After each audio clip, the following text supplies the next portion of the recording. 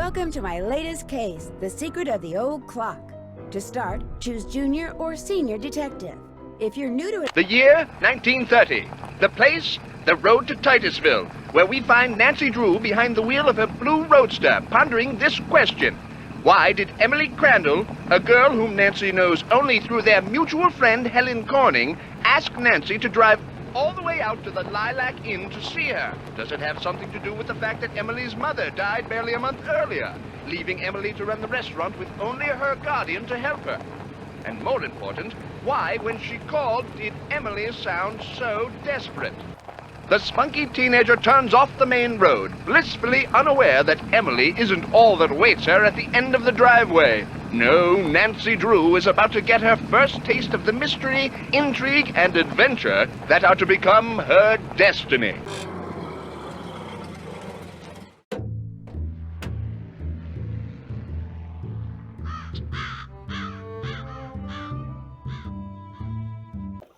Drop a nickel into the slot, please.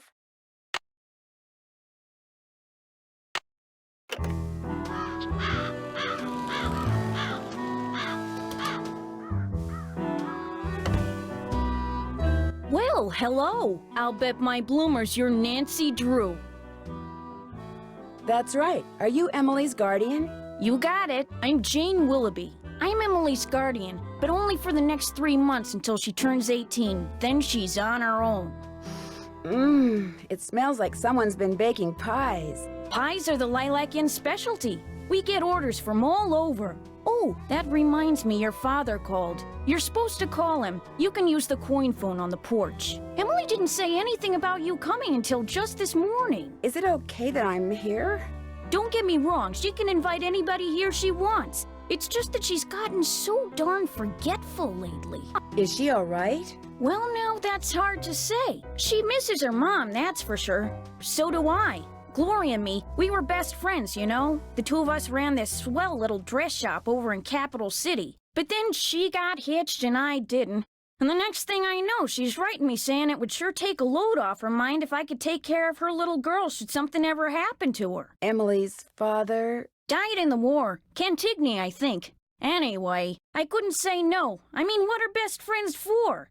I just wish I knew how to help Emily. You make it sound like she's in some kind of trouble. She's been acting so...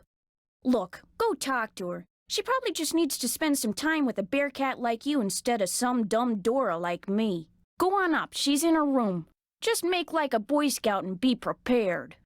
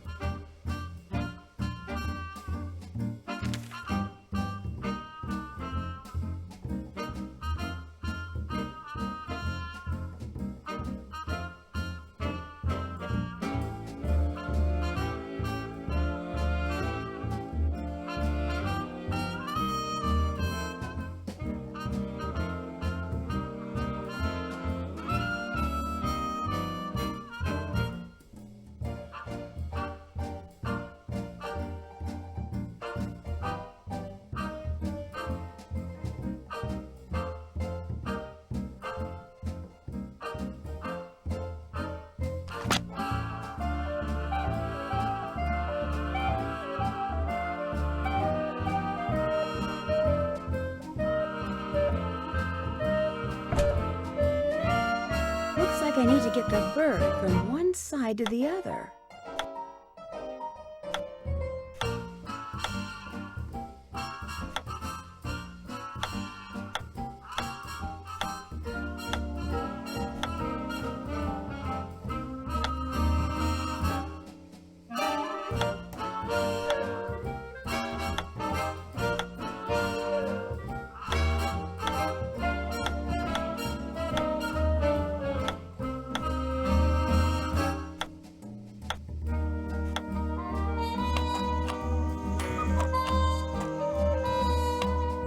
Wonder what this mirror's doing in here.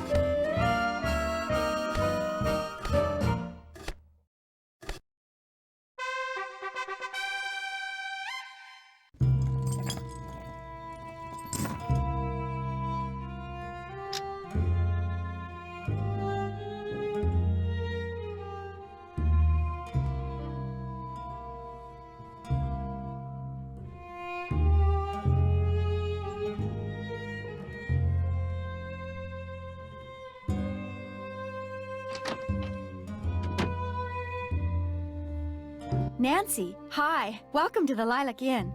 Oh, and before I forget, thank you for that nice note you sent me when Mom died. It meant a lot to me. Well, I lost my mom too, years ago. I kind of know how you feel. You and I may not be best friends or anything, but you're still one of the nicest people I know. Well, thank you. That's why I'm hoping you'll do me a favor, a big favor. You and your dad? My dad? Helen says he's a lawyer. Shh! What's wrong? I thought I heard something. Your father has a safe, right? This is 1930. Lots of people have safes. See this jewelry? I'd like you to take it home with you and put it in your father's safe. It's beautiful. It was my mother's. The few times I saw her wear it, she looked just like a movie star. I was hiding it here in my room, but all things considered, I'd feel a lot better if you would just take it home and have your father lock it up in his safe. What do you mean, all things considered? Strange things have been going on around here. That's all I can say. I know it sounds loony, and Jane probably told you that I've been acting loony, but please do this for me. What was that? Emily, come downstairs, quick! The kitchen's on fire! Come on, we better get out of here.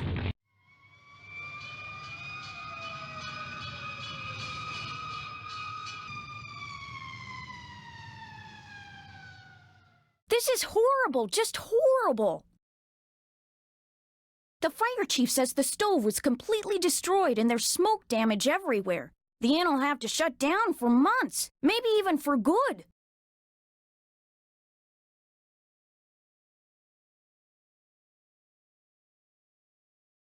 Does he know what caused the explosion? It looked to him like one of the burners on the stove had been left on. The flame either went out or was never lit, but anyway, something made a spark, and boom. He said insurance companies are very reluctant to pay out when things look hinky, and that's when times are good. Who was in the kitchen this morning? Emily was the last person to use the stove. Like I said, she's been real forgetful lately.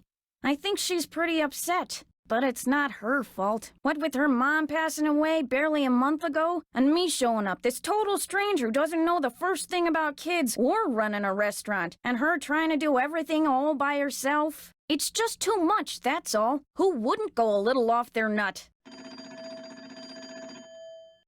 I better get that. The line to the regular phone got burned up in the fire, so now the only phone we got is the coin phone on the porch. Excuse me. Emily?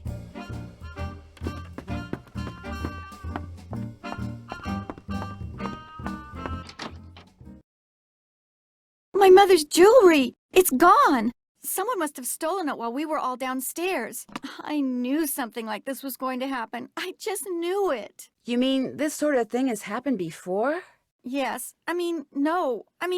I'd rather not say, but I will say this. I did not leave the stove on. That fire was not my fault. Oh, what am I going to do? Without that jewelry, I don't have a prayer of paying for a new stove, and without a stove, I'll have to sell the inn, and if I lose the inn... I wish Mom were still here. I wish Josiah Crowley had left us the money like he always said he was going to. That's what I wish. Who's Josiah Crowley? He was this old man that lived next door. He died last year. He spent most of his time here at the inn, and he led my mom and me to believe that he'd left a lot of money for us in his will. He gave us a clock, and afterwards, he'd always point to it and get this little twinkle in his eye and say, "Time will tell." But when they finally found his will, he didn't leave us a penny. Maybe he didn't leave you anything because he didn't have anything. Oh, he didn't act like it, but he was rich. His estate was worth almost $250,000. Everything went to Richard Topham. He's this man who claims to be able to help people develop their paranormal powers. How did Josiah Crowley know him? Josiah was kind of a screwball. One time he showed up at my birthday party dressed as my great-aunt Harriet. I didn't know it was really him until 2 days later. Anyway, he had all these weird hobbies, and he always thought it would be really keen to read minds. Josiah invited Richard Topham to move in so Topham could help him develop his paranormal powers right there in his house. Josiah was a sweet old man, and I do miss him, and he was free to give his money to whomever he wanted. But to get our hopes up like that, and then leave us nothing, it just wasn't like him. Where is Richard Topham now? He still lives in Josiah's house, which is right down the path out back. His house and the inn were built at the same time by two brothers during the Civil War. Was your mother's jewelry insured? Gosh, I forgot about that. I don't know. Jim Archer, I bet he'd know. He's our banker. Talk to him. Not one of your favorite people, huh? Oh, no. Mr. Archer's very nice. I mean, for a stuffy old banker. I'm just so bad at business things. And Jane, my guardian, she tries hard, but she's no good at it either. Maybe you could go talk to him. Please? It would be such a big help. Sure. He runs the Main Street Bank. You can't miss it. I'll call him and tell him you're coming. How many people knew you kept your mother's jewelry in here? No one. Well, Jane, my guardian, she knew, but I didn't tell anyone else. Is the clock in the parlor the one Josiah gave you? Yes. I don't know why he gave it to us. It's never worked, and nobody can open it to find out why. I'll be back in a little bit. Don't forget to call your father.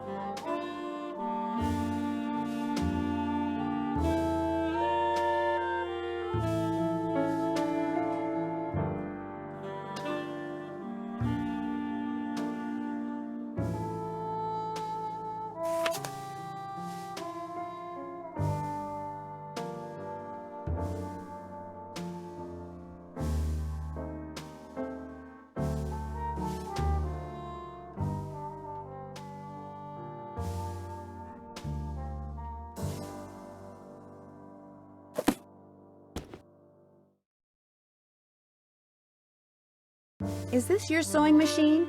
Actually, that belonged to my mom. She and Jane used to be dressmakers. Mom was going to teach me how to use it, but she never got the chance.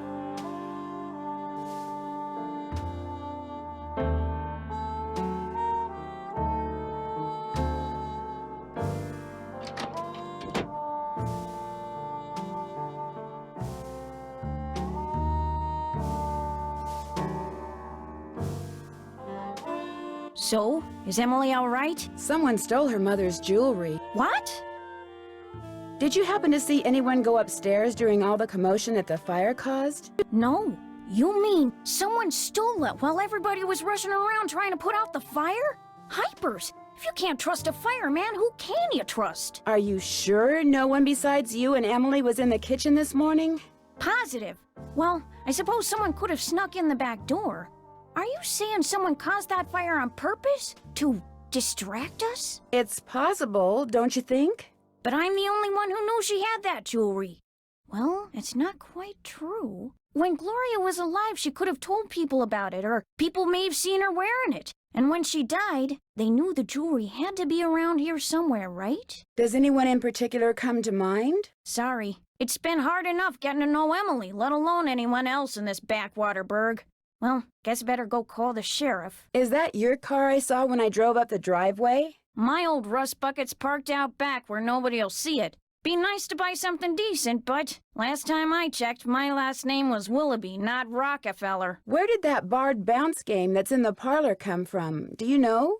Emily says Josiah Crowley brought it in one day and just left it. Said it was so guests, as in him, would have something to do while they waited for a table. Well, I'll talk to you later. Don't take any wooden nickels.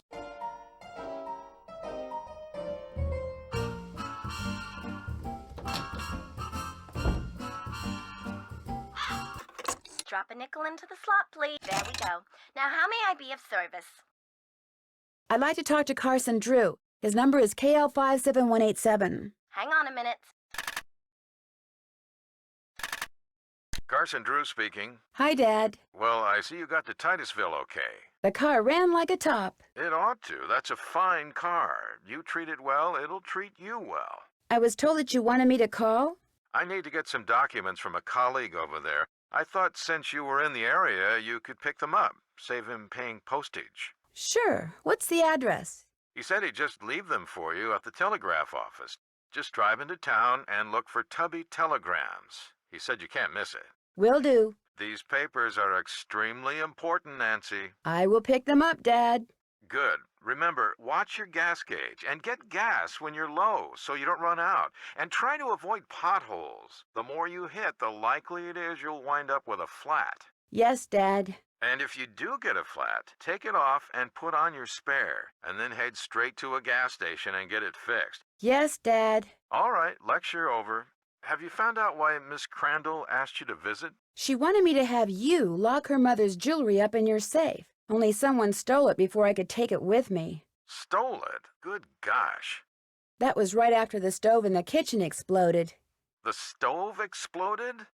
Sounds to me like you'd be well advised to cut your visit there short. No, I want to find out what's going on. I have to find out what's going on.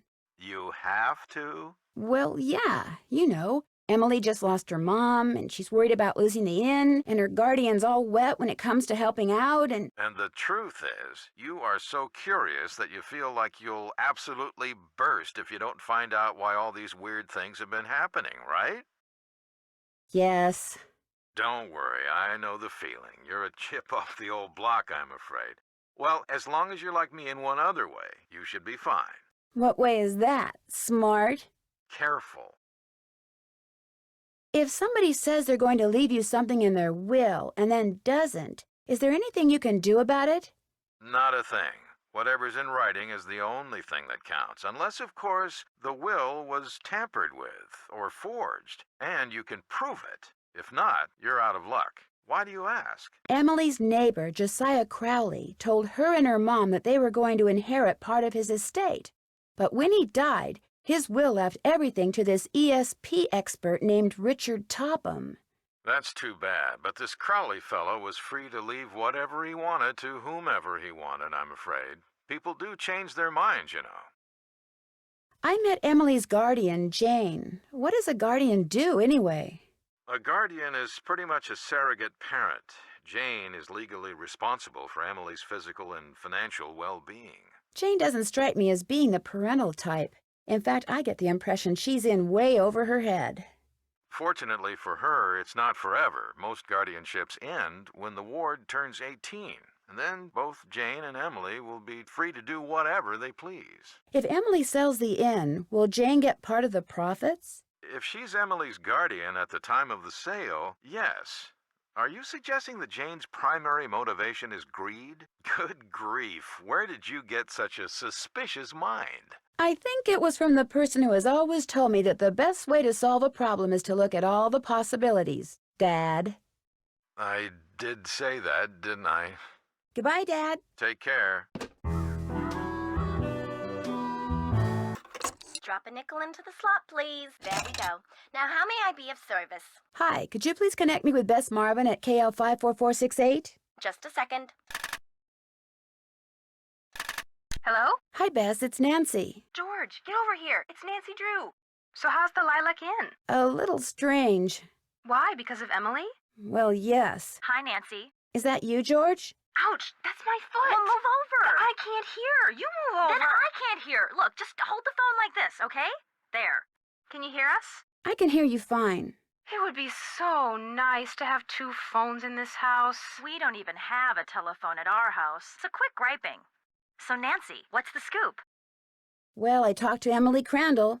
Bess was telling me that you don't really know her that well. Bess and I just know her through Helen Corning. The last time I saw her was at Helen's 15th birthday party. I saw her last year at Helen's recital. Hello? Is someone on the line? Hello? We're on the line, Mrs. Farthingham. Well, get off. I need to make a call. But we just got on. Then it should be no problem for you to get off. Just give us one more minute, Mrs. Farthingham, please. Oh, all right. You have one more minute. Go on, Nancy. What were you saying? Just that I... Shh. Wait a minute, Mrs. Farthingham. Would you mind hanging up? All clear. Oh, how I wish we didn't have to share a phone line with her. Just be grateful you have a phone, Bess. Some jewels were stolen out of Emily's room this morning at the same time that a fire destroyed the stove in the kitchen. Destroyed the stove? You mean they can't bake any more cherry pies? Not for a while. Emily's worried that she may have to sell the inn. Is that bad? I mean, she's only 17. I think she'd like to hang on to it because her mom would have wanted her to. I sure wouldn't want to be saddled with something like that. Even if it meant having all the cherry pie you could eat?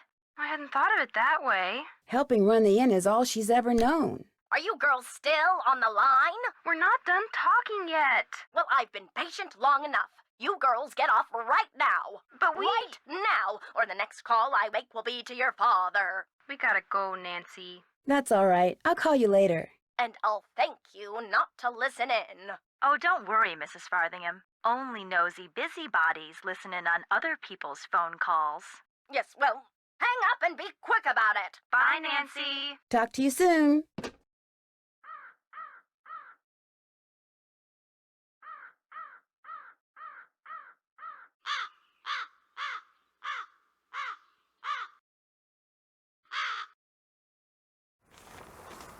Got it. Looks like someone recently had a key appraised.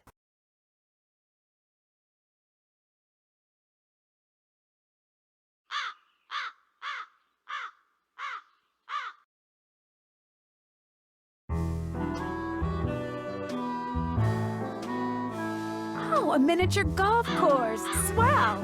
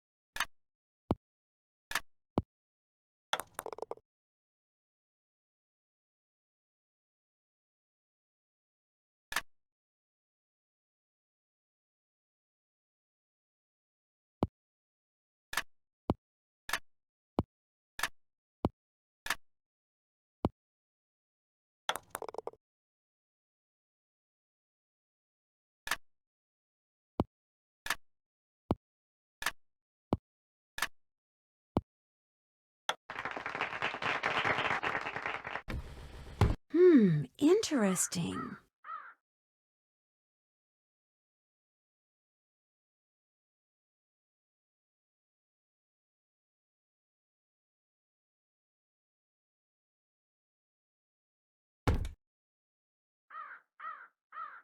Can't hit the links without a scorecard.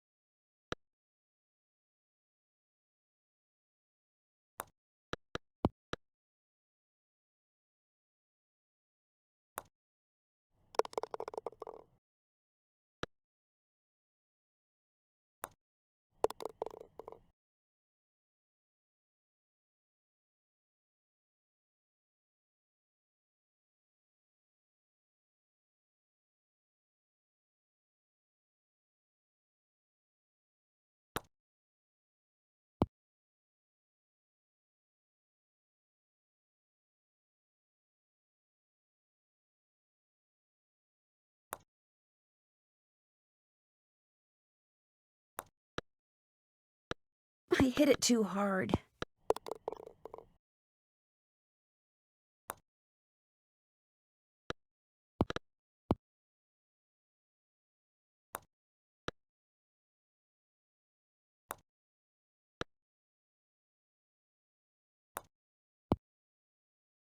Oh, horse feathers.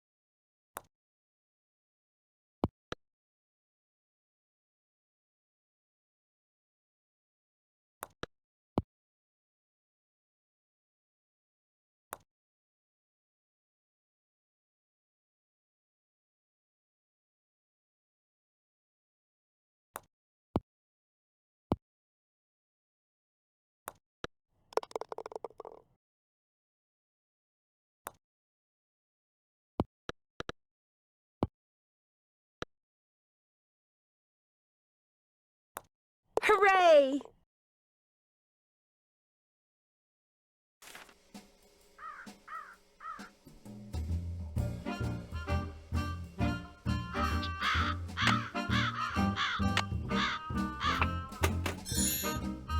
A little toy pony.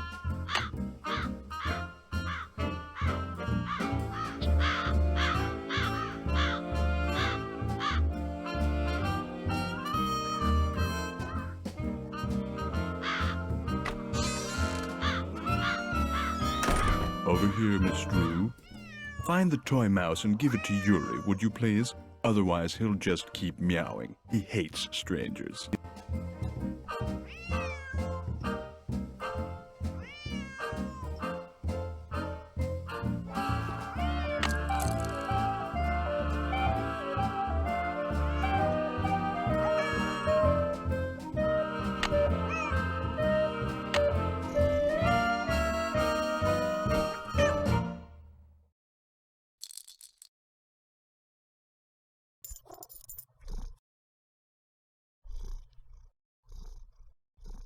How nice of you to drop by, and thank you for walking instead of parking in the driveway. I'm expecting a pupil. I'd hate for her to have to park on the road. Mr. Topham? Richard Topham at your service. What were you doing just now? I was in the process of trying to make these spoons move by using nothing but my own psychic energy. Have you ever focused sunlight through a magnifying glass until it was a minute yet searing point of light, Miss Drew? Yeah, I guess. You see, that's what I do with my cerebral emanations, my thoughts. I focus them until they're a beam of pure energy which ultimately disrupts and transforms the molecular force field surrounding the target object. Is that what you teach people in your school? How to beam their thoughts? I take them through exercises designed to help them increase their output of phantasmic energy. If you want to sign up for an introductory session, I believe I have an opening today. What I'd really like to do is talk about Josiah Crowley. Oh, I'm afraid I'm busy, young lady, far too busy to engage in idle conversation. When would be a good time for me to come back? I'll be blunt, Miss Drew. I've discovered that the more time I spend with the, shall we say, intellectually unendowed, the more my cerebral pulsations seem to diminish. I'm afraid I cannot speak to you further unless and until you prove that you are worthy. That is, that your brainwaves are not unacceptably inferior and thus deleterious to mine. How would I do that? What I have here is an exercise in logic. If you can discern the correct solution, then I'll know that conversing with you will do me no psychic harm. You may take it with you. Good luck and good day.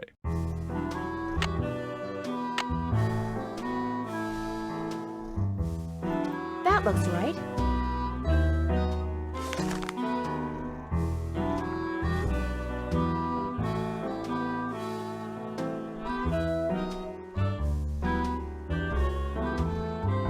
Am I smart or what?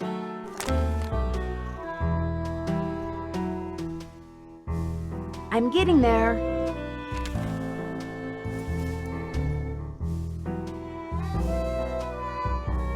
That looks right.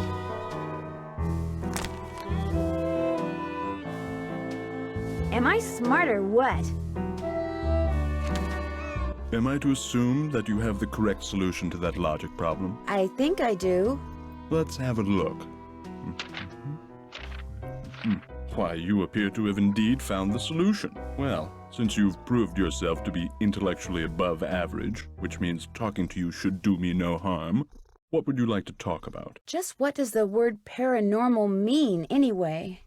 The paranormal includes telepathy, or communicating by sending and receiving thoughts, extrasensory perception, or perceiving that which cannot physically be seen or heard, and psychokinesis, using one's psychic energy to reshape or move objects. When and how did you meet Josiah Crowley? Last summer, while on my way to the university for a conference, I stopped for a bite at the Lilac Inn. Since it was crowded and I was in a hurry, I agreed to share a table with an elderly gentleman who, like me, was by himself. As soon as I told Mr. Crowley who I was and what I did, well, he insisted that I give him a training session that very afternoon, and was so thrilled with his progress that he demanded I stay and teach him everything I knew. So it was his idea that you set up your school in his house? Oh, I know rumor has it that I somehow tricked him into it, that I insinuated my way into his home, but I assure you that was not the case. Were you surprised when you found out that Josiah had left you everything? Delighted? Yes. Surprised? Not really. Josiah was all alone, you see, surrounded by people like the Crandalls and that banker, Jim Archer. People who were nice to him only because they knew he had money. Would it be okay if I looked around? Go right ahead. The place is more like a museum than a house. Josiah was a man of many, many interests. I'll be right here if you have any questions. Was this Josiah's clock? Everything in here was Josiah's.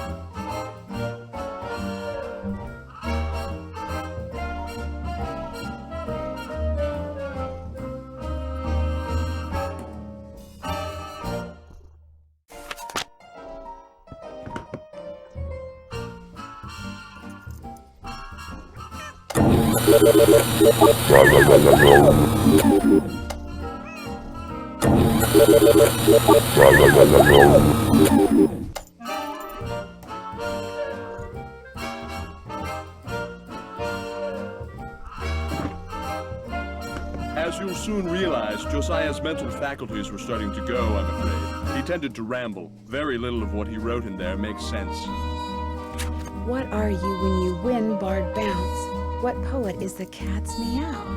What will Para, my miniature golf course, get you? What's Gloria's middle name?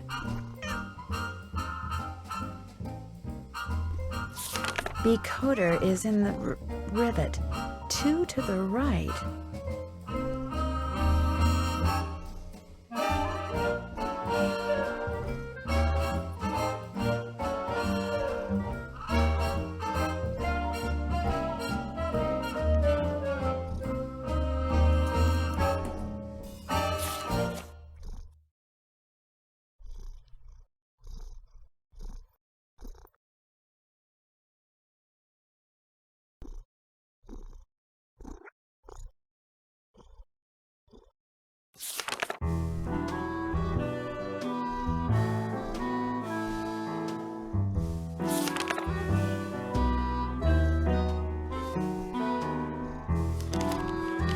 It looks like Josiah lent a trivet to someone, but I can't make out to whom.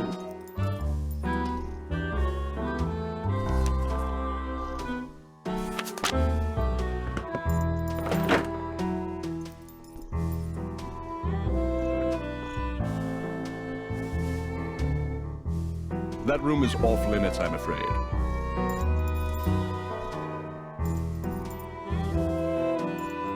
The man on stage in this picture, is that Josiah?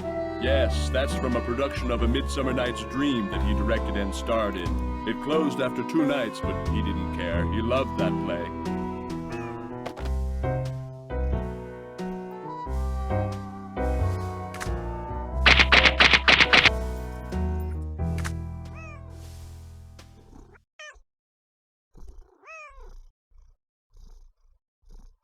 What do you do with these? I put them on the windshields of cars parked in the area. Great advertising. Ever put them on cars at the Lilac Inn? All the time. I've gotten quite a few pupils that way.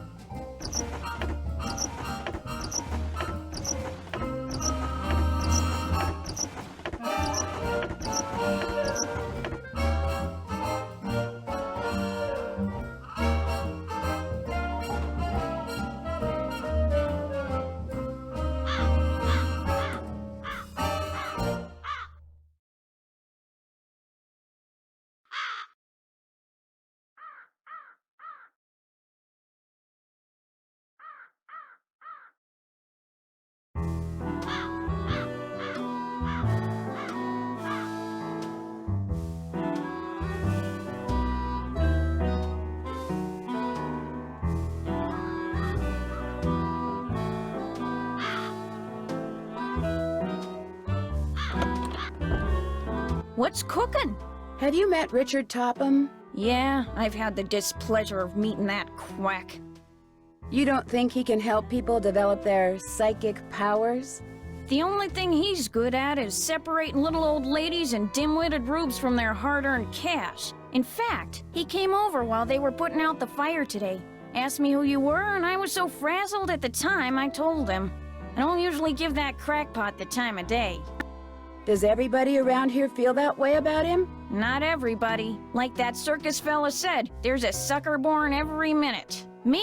I think ESP is a lot of J-U-N-K. Does the miniature golf course that's out back belong to the inn? No, that was Josiah Crowley's. Way I hear, he built it himself. Was it open to the public? Nope, it was just his own private little course. Can you imagine? Wish I had money to throw around like that. What was Emily's mom's middle name? Do you remember? Course I do. It was... Oh, piffle. It's right on the tip of my tongue. It was... It'll pop into this feeble brain of mine one of these days. Why don't you just go ask Emily? Well, I'll talk to you later. You betcha.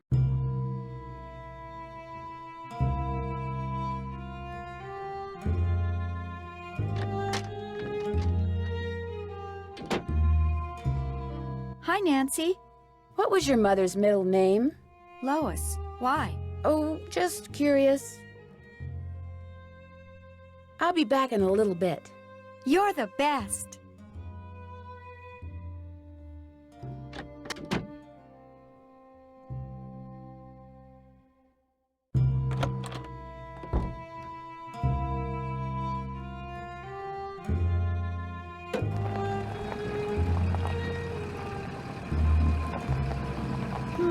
That car I saw before is gone.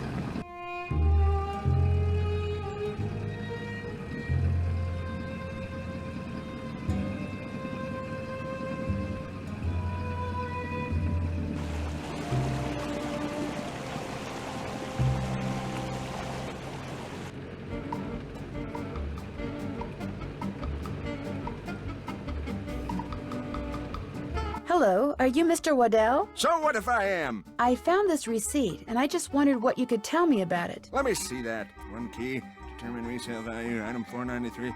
Oh yeah, this was for that key Jim Archer wanted me to appraise. Jim Archer wanted you to appraise a key? It was very ornate, had jewels all over it. Fake jewels, as it turned out. When I told him it was worthless, the cheapskate refused to pay me and told me to keep it. Do you think I could have it? Sure. Once you pay the appraisal fee. Which is? $1.50. Here you go. Good. Here's the key. Enjoy.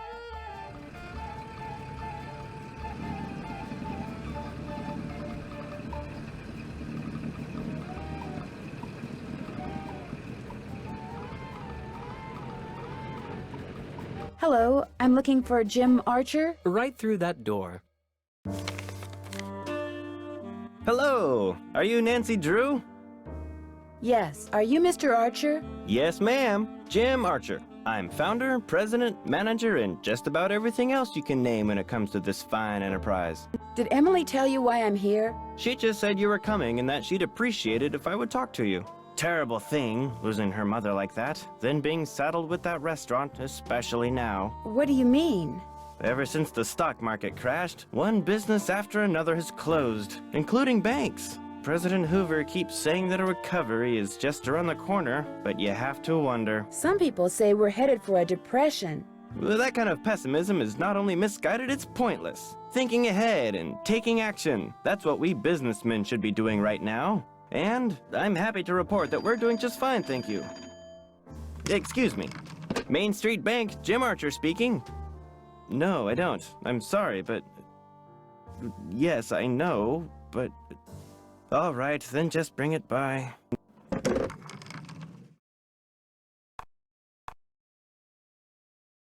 Sorry for the interruption. How can I help you? Do you happen to know whether the jewelry Emily inherited from her mother was insured?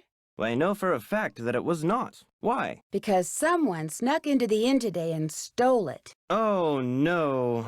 I heard there'd been a fire in the kitchen, but when it rains, it pours, doesn't it? I told Gloria not to let that policy lapse. Why did she let it lapse? She felt that since Josiah Crowley would be leaving her a large sum of money when he died, or so she thought, paying to insure her jewelry just wasn't necessary. How well did you know Josiah Crowley? Well enough for him to name me executor of his will.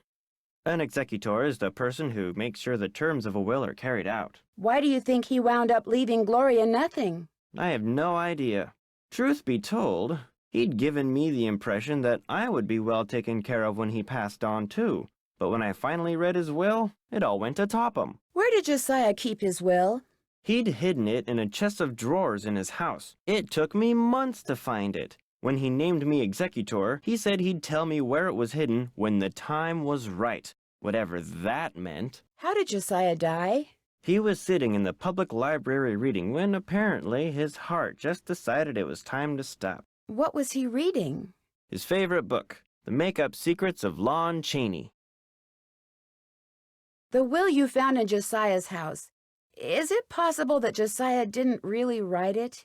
Well, the thought that it could be a forgery did cross my mind, but an expert verified that the will had been typed on Josiah's typewriter and signed in Josiah's hand. But Richard Topham lived in Josiah's house. He had access to his typewriter, and he could have copied his signature. As far as the law is concerned, the matter is closed, Miss Drew. But it's possible that Josiah's real will is still out there.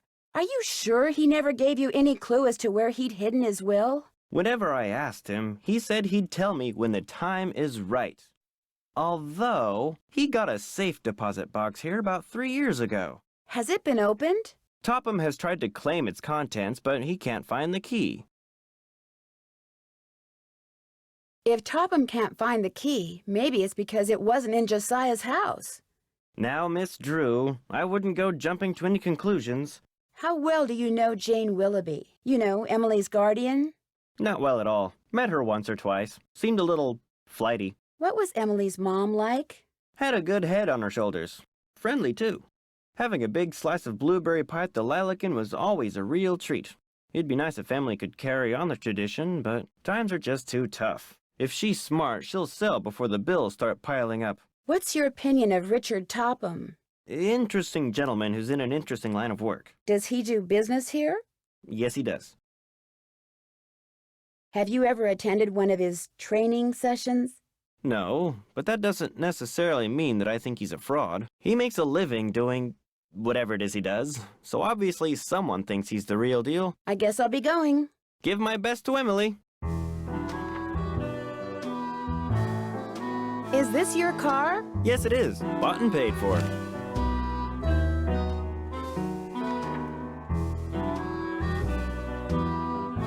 Who's Clara?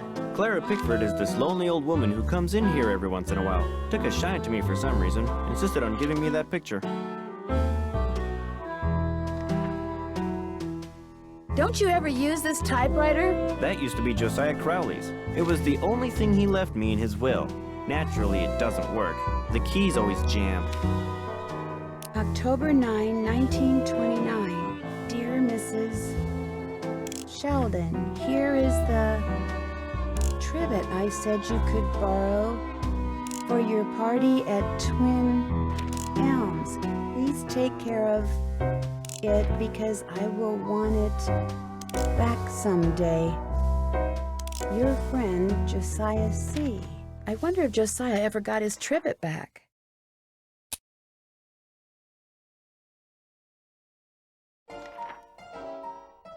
Did Josiah Crowley give you this clock? Yes. Unfortunately, it stopped keeping time almost immediately. It would sure be nice to be able to open this thing.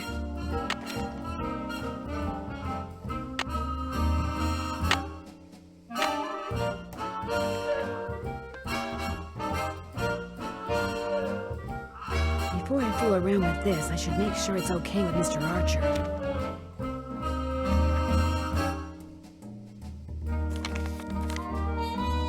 Hello again. Was that your car I saw parked near the Lilac Inn this morning? I haven't been there in months. You saw someone else's car. It's a very popular make and color, you know. I just wonder what it was doing there.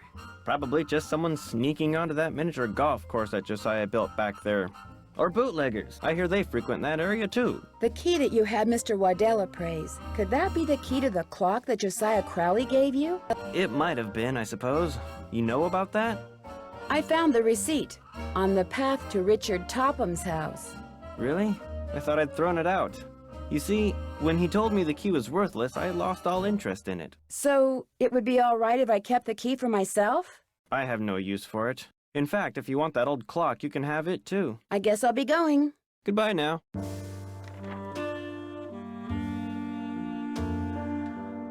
I need a special key.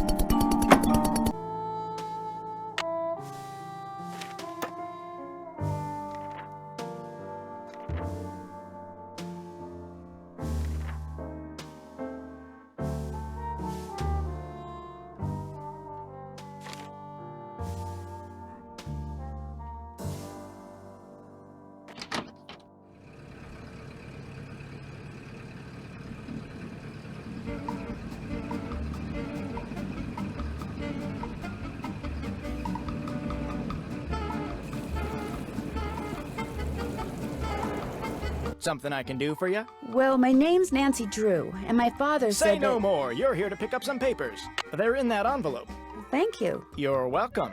Say, is that your roadster out there? Yes, it is. Did I park somewhere I shouldn't have? No, it's just that my regular driver never showed up today, so I've got no way to deliver all these telegrams. How would you like to earn some extra cash? You mean you want me to deliver them for you? You've got a car, you're trustworthy, or at least your father thinks you are, so what do you say? I'll pay you 25 cents each time you complete a delivery. And you might even get some tips. Okay, sure. Great, you're hired. Here, deliver this to Seymour out at Blenheim Nursery. Come back when you're done and I'll pay you and give you another telegram to deliver. Great. See you in a little while.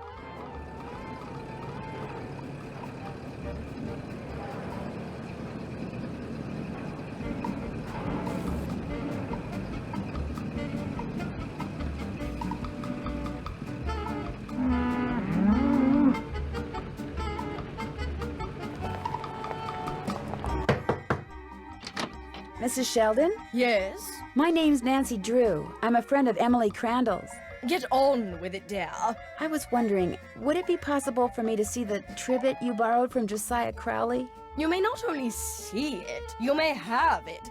Once I find it, that is. Unfortunately, I've an errand to run, so I can't look for it right now. Maybe I could run the errand for you. I have a car.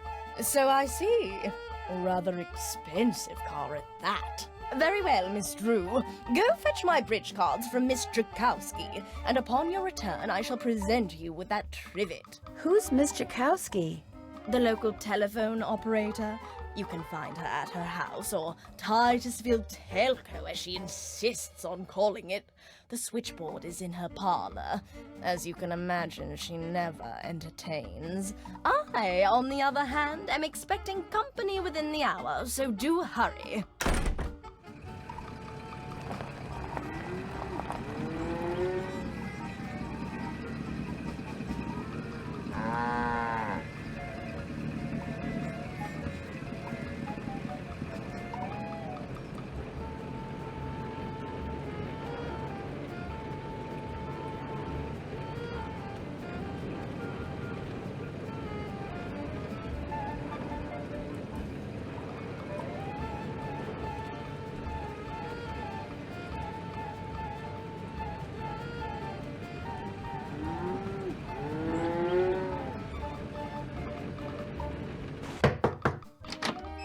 Yeah?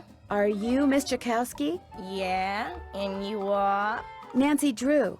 I'm a friend of Emily Crandall's. You know, at the Lilac Inn. Oh, yeah! I put you through to your father, didn't I? You pick up those papers for him yet? Actually, Wait a minute. How did you know about that? See this headset I'm wearing? I plug it in and what do you know? I hear things. Look, I'm kind of pressed for time. Going to a party and it takes me a while to get dolled up.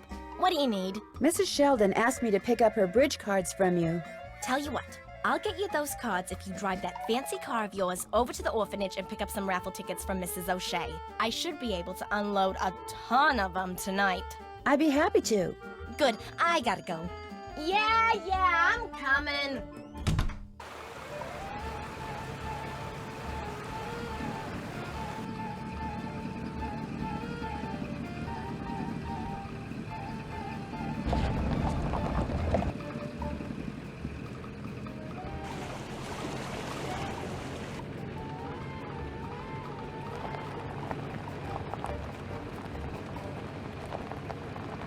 Excuse me, are you Mrs. O'Shea? Yes? My name is Nancy Drew, and... Stephen, put that down this instant! We do not run with sticks in our hands! Or in our mouths! I'm sorry, you were saying? Miss Drakowski asked me to pick up some raffle tickets from you. Oh yes, the raffle tickets. The fact of the matter is Elsie, no hitting! I can't even think about those raffle tickets right now. I promised the children they'd each get a toy for going a full week without breaking anything. And I'm short 5 toys. Do not eat that, Clarence! Would you like me to get 5 toys for you? Oh, goodness, if you could do that, I'd be forever grateful. They can be any kind of toy at all. The children aren't the least bit picky. Of course it tastes bad, Clarence. It's a pine cone. I better go rinse out his mouth before... Oh, would you look at that? He's actually chewing it. You're not a squirrel, Clarence. Spit that out this instant.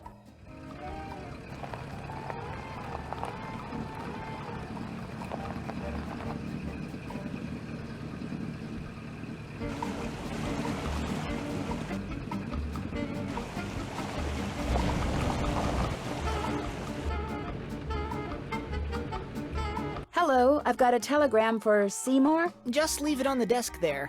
I'd, tip you, but as you can see, my hands are filthy. What are you doing? I'm trying to doll up some of my plants before this guy named Mr. Martin comes in. He's a big cheese at some oil company, and I'm hoping he... Ow! Did that plant just bite you? It did kind of feel that way. I think I'll be going now. Bye!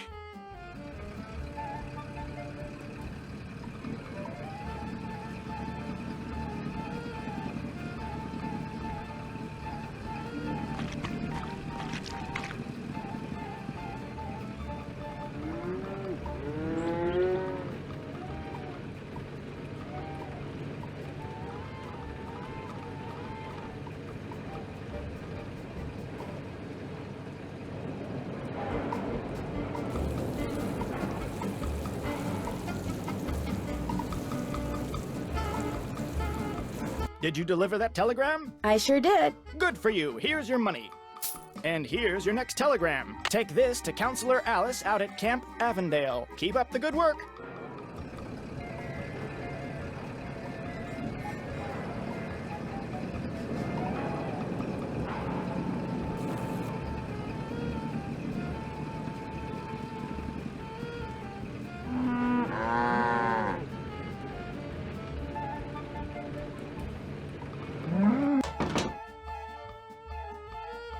Maybe I could buy some toys for the orphans in here.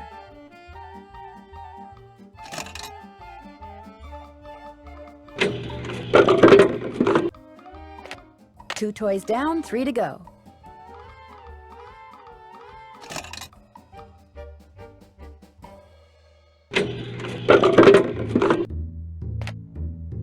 That makes 3 toys.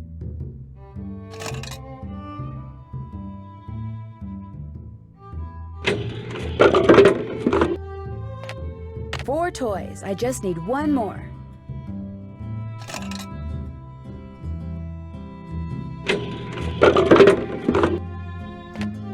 Five toys. That's all I need.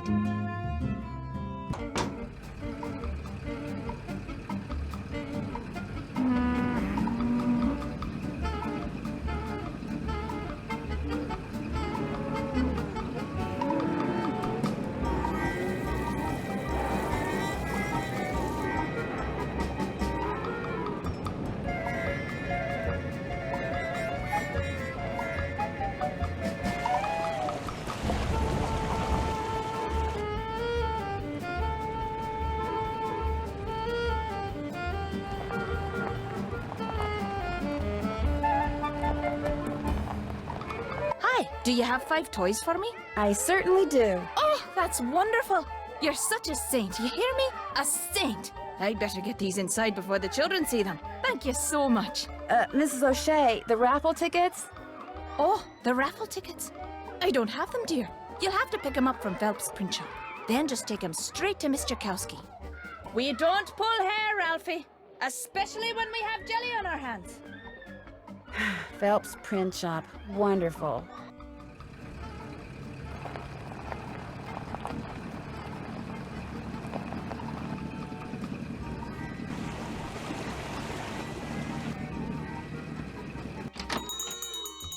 Sorry, young lady, I'm about to close. I'm just here to pick up the raffle tickets you printed for Mrs. O'Shea. Oh, darn it. I did tell her I'd have those done today, didn't I? Well, I'm sorry, but they're just gonna have to wait until tomorrow. Oh, but I need to have them today. And I need to go fishing. Fishing? My brother-in-law thinks he's hot stuff because he caught an 18-inch largemouth bass this morning. So I bet him I could catch a 19-incher by the end of the day. And if I do, I get his stamp collection. And if I don't, he gets mine. And since stamp collecting is about the only hobby I can afford these days, I'm going fishing. I know. You stay here and print those raffle tickets, and I'll go fishing for you. Not everybody can catch a 19-inch largemouth bass, you know. It takes skill and muscle and brains. Bass are pretty smart. I can do it, Mr. Phelps. You better be right, because you're not getting those raffle tickets until I get my 19-incher. You can use my gear. I left everything out at the fishing hole. Great. I'll see you later.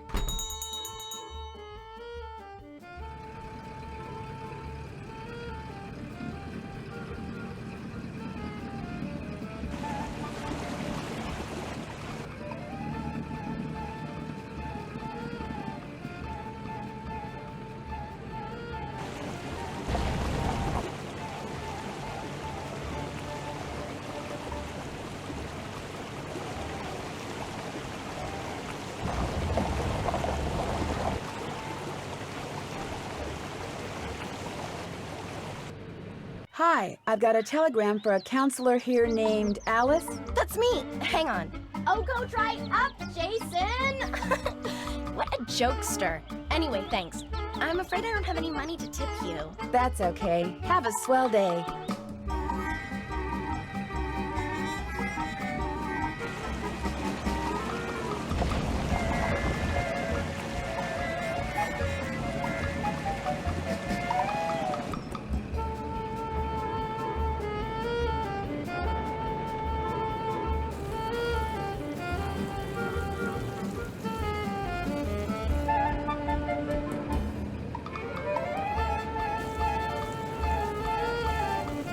Did you deliver that telegram? I sure did. Good for you. Here's your money. And here's your next telegram. Deliver this to Mr. Jones at Vash's Dairy. Keep up the good work.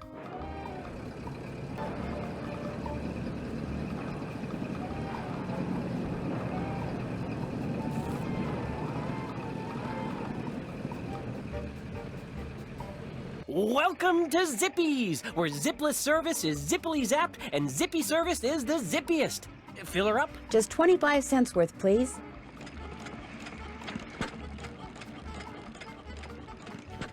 That'll be 25 cents. Here you go. Drive zippily.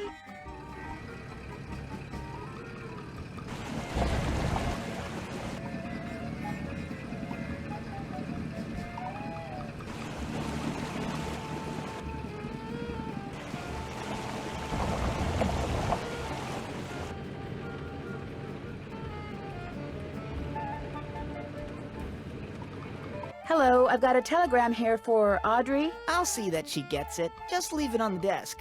My hands are still really filthy. That's okay. Bye.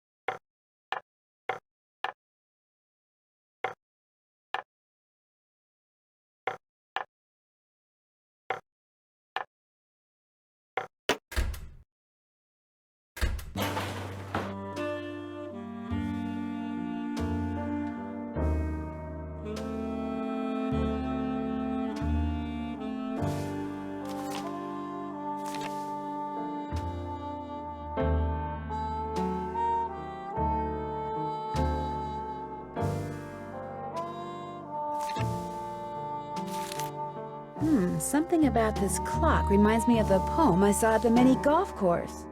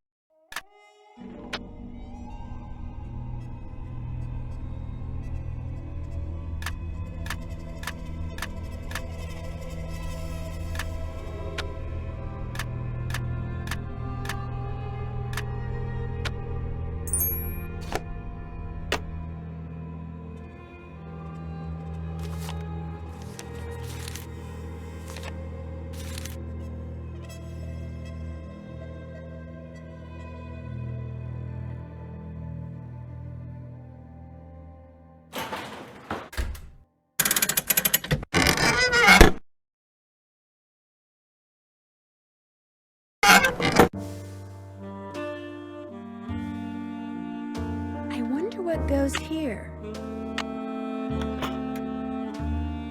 I can't get it out.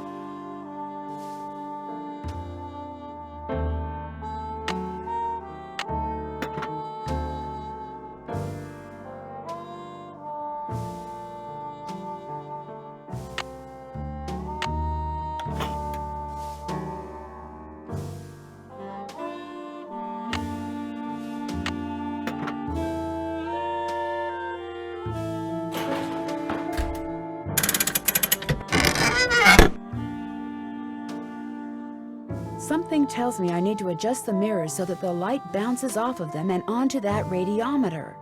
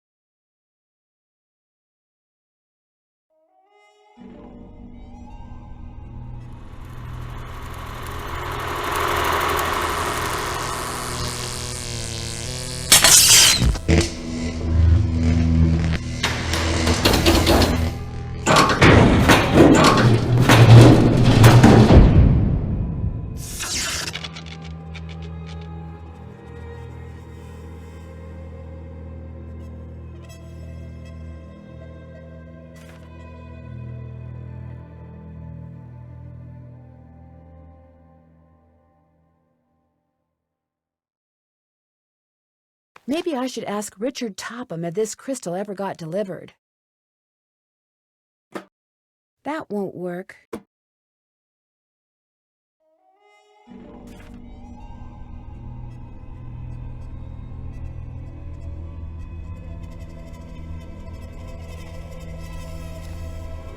I've seen these symbols before. They were in that newspaper story about hobos.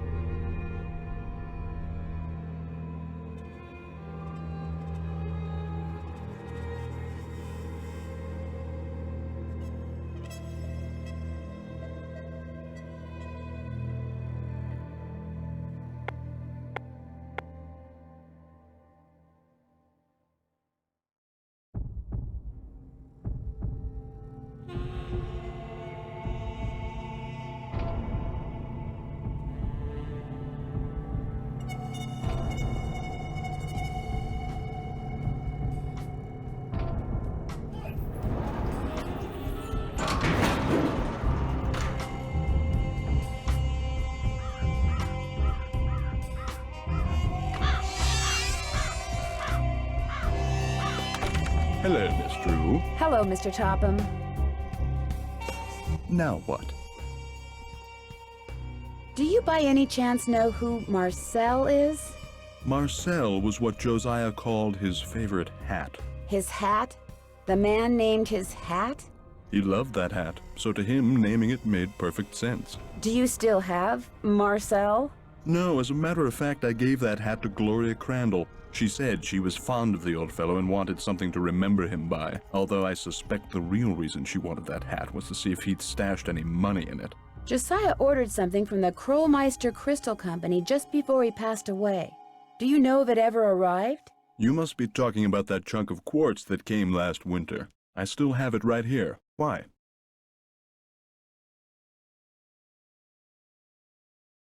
Well, as a matter of fact, I'm a rock collector. Do you think I could have it?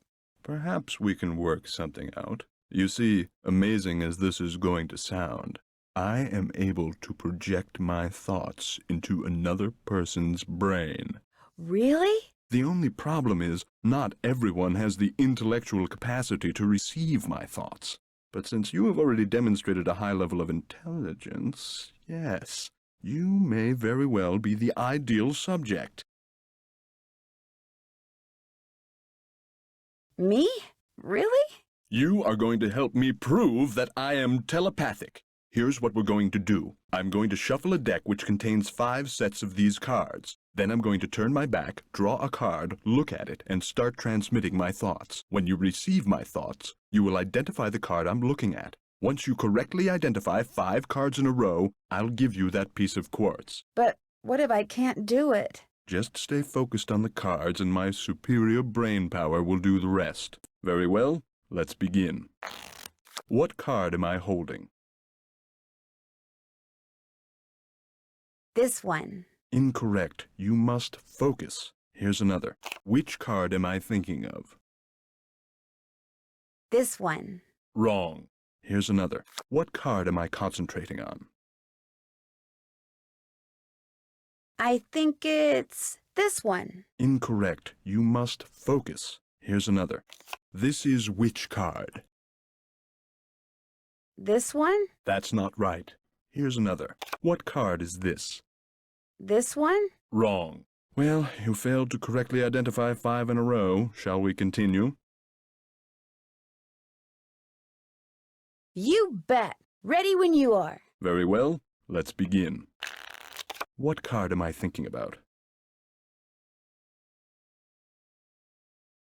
This one? That's not right. Here's another. What card am I concentrating on? This one. That's not right. Here's another. What card am I holding? I think it's this one. Wrong. Here's another. Do you know what card I'm looking at? This one. Yes. Here's another. What card am I thinking about? This one. Wrong. Oh my gosh. Whenever he picks up a particular card, he always says the same thing. Well, you failed to correctly identify 5 in a row. Shall we continue? You bet. Ready when you are. Very well. Let's begin. What card is this? This one. No, try again. What card am I looking at? This one? Marvelous. Here's another. Do you know what card I'm looking at? This one. Yes. Here's another. Do you know what card I'm looking at? This one? Very good. Here's another. What card am I concentrating on? This one? Wrong. Well, you failed to correctly identify 5 in a row. Shall we continue? You bet. Ready when you are. Very well. Let's begin. Do you know what card I'm looking at? I think it's this one. Very good. Here's another. What card am I concentrating on? This one. Incorrect. You must focus. Here's another. What card am I thinking about? This one. Incorrect. You must focus. Here's another. What card am I concentrating on?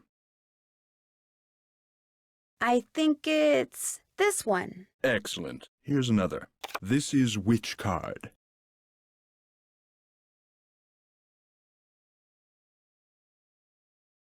I think it's this one. Wrong. Well, you failed to correctly identify 5 in a row. Shall we continue?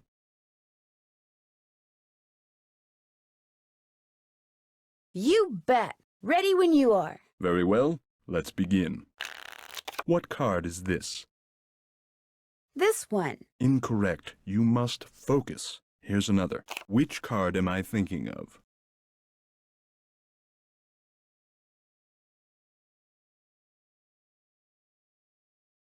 This one. Excellent. Here's another. What card am I thinking about?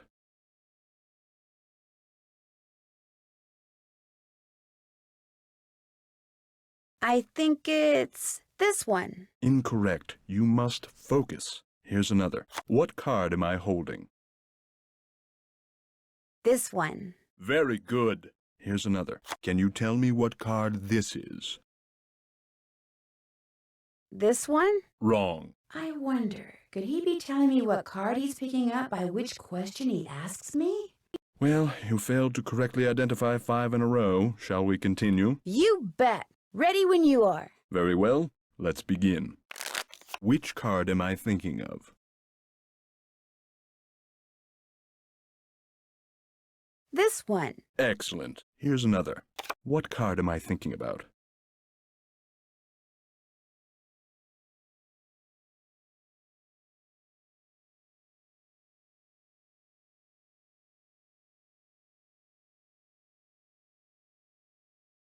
This one? Yes.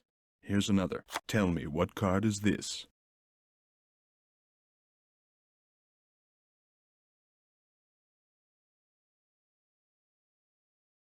I think it's this one. No, try again. What card am I looking at?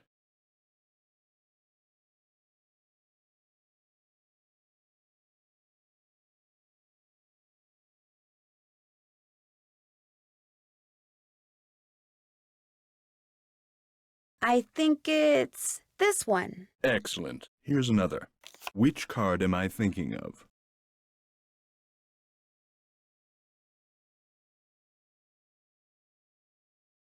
This one. Very good. Well, you failed to correctly identify 5 in a row. Shall we continue?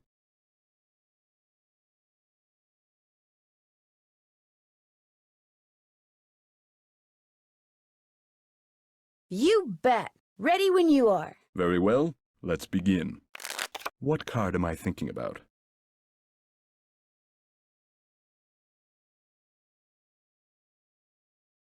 This one. Excellent. Here's another. This is which card?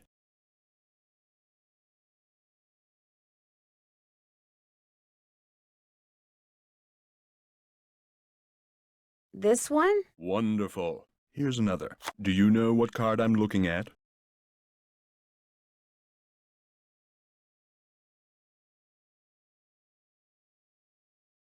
This one? Excellent. Here's another. Can you tell me what card this is? This one. Incorrect. You must focus. Here's another. Which card am I thinking of?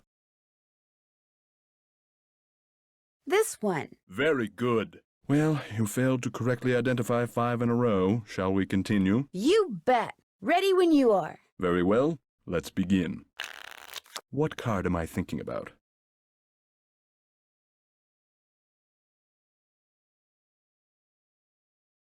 This one. Very good. Here's another. What card am I holding? This one. Marvelous. Here's another. What card am I concentrating on? This one? You go, girl. Here's another. What card am I holding? This one. Excellent. Here's another. Do you know what card I'm looking at? This one? Very good. You did it. Well, actually, I did it. But in any case, thank you for your assistance. Here's the piece of crystal that Josiah ordered. Take it. You've earned it. Well, actually, I earned it, but let's not quibble. But, Mr. Topham, I didn't really... you didn't really... I'm afraid that subconsciously you may have... Yes? Never mind. Do you need anything else? What do you think happened to the key to Josiah's safe deposit box? Josiah no doubt lost it. He had a terrible memory, poor fellow. What do you think is in the safe deposit box? No doubt it's filled with the same thing as this house. Junk. But if it's junk, why haven't I gotten rid of it, you may well ask. Well, I know it's silly to hang on to Josiah's things, but he was a wonderful man, you see, and I just don't have the heart to get rid of them. Too sentimental for my own good, I guess. It was nice talking to you. The feeling is almost mutual.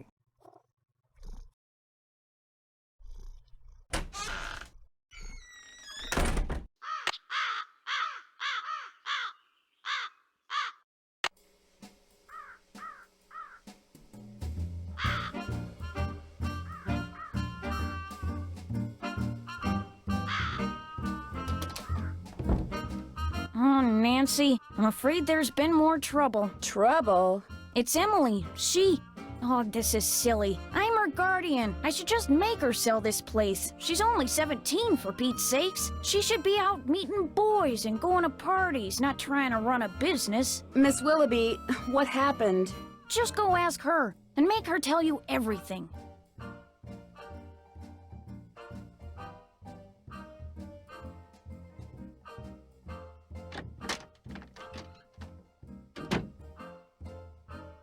Jane told you, didn't she?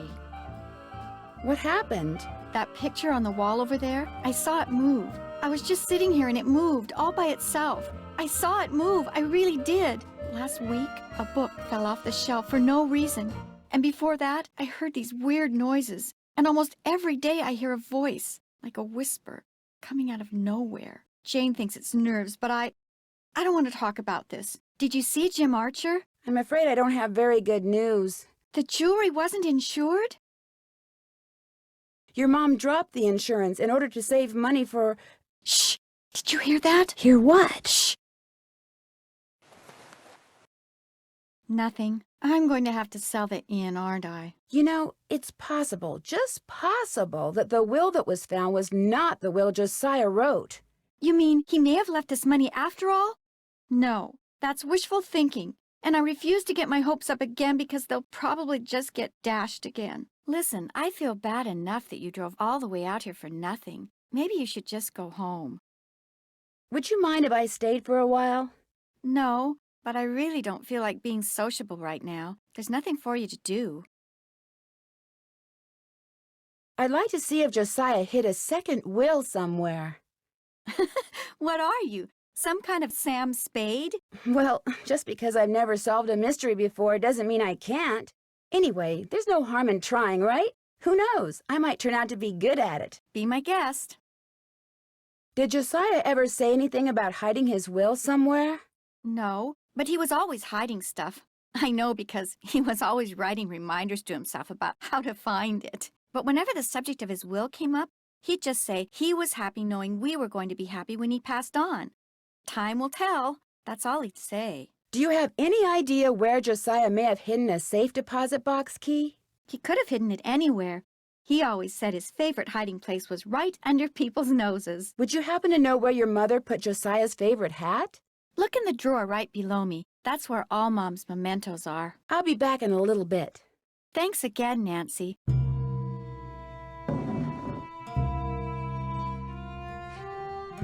Maybe this is the key to Josiah's safe deposit box. You don't need to look at everything in there, do you? Sorry.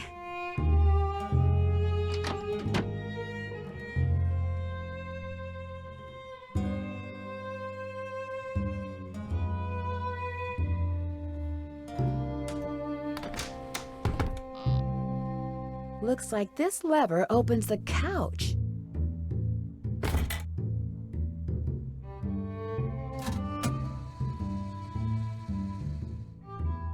From the looks of those lanterns, I'm not the only one who's been down here recently. An old piggy bank. Swell, $1. This piggy bank looks like it's been here for a long time.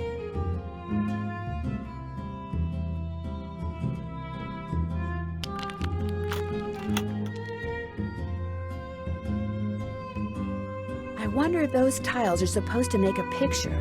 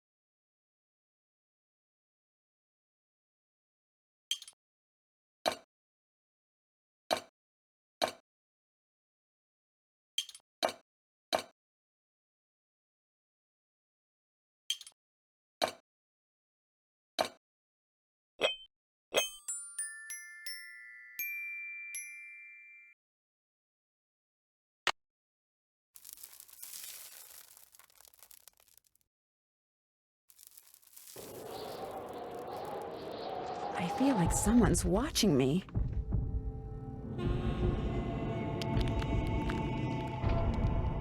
Guess I better not leave the lights on. Jeepers, that sounds like Richard Topham. His door must open right into his living room. Go, good kid.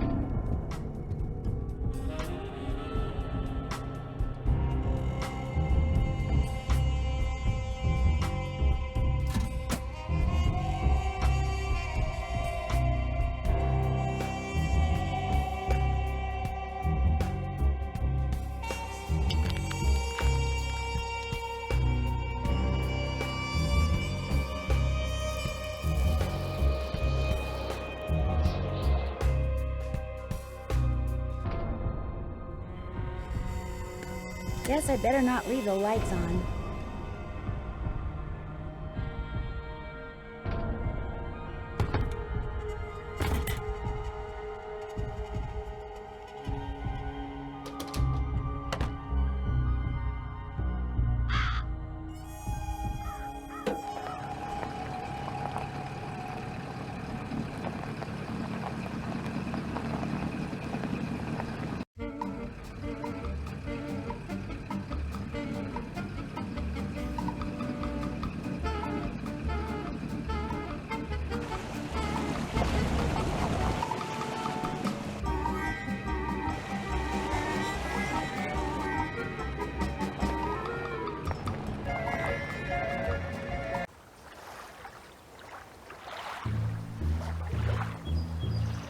First thing I need to do is bait my hook.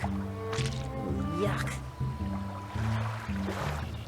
Now I toss this in the water, and when the bobber goes under the water, I need to pull the line up fast.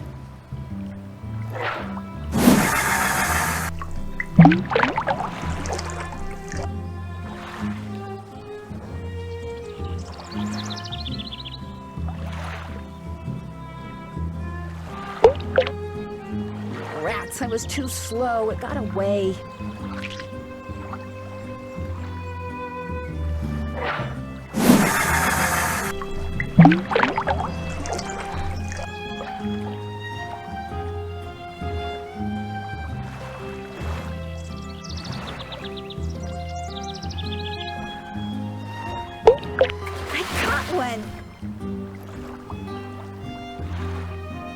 Looks like 19 inches to me. Ew, that fish I caught really smells.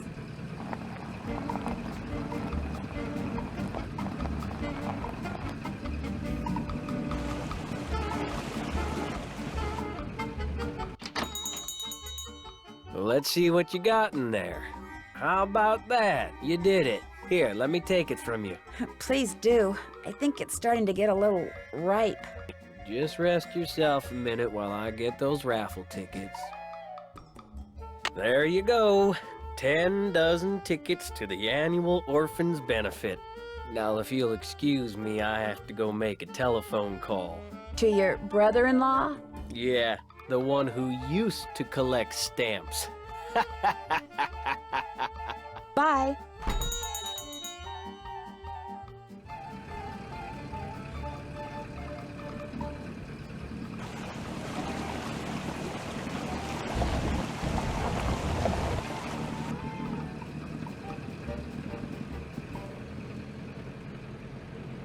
Hello, Mr. Waddell. Now what? I need for you to cut a blank from this piece of quartz. No big deal. Let's see it. The blank needs to be just like the one you made before for Josiah Crowley. Like I said, no big deal. You're gonna have to cough up $2, though. You can pay me when you pick it up. Good day.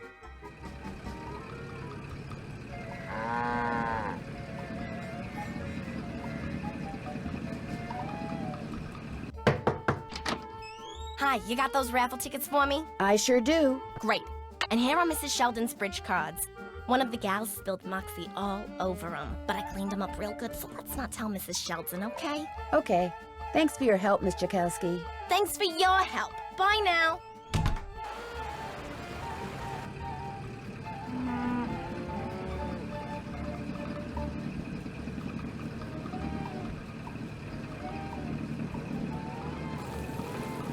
Did you deliver that telegram? I sure did. Good for you. Here's your money. And here's your next telegram. Take this to Margaret Judson at the Deer Mountain Resort. Keep up the good work.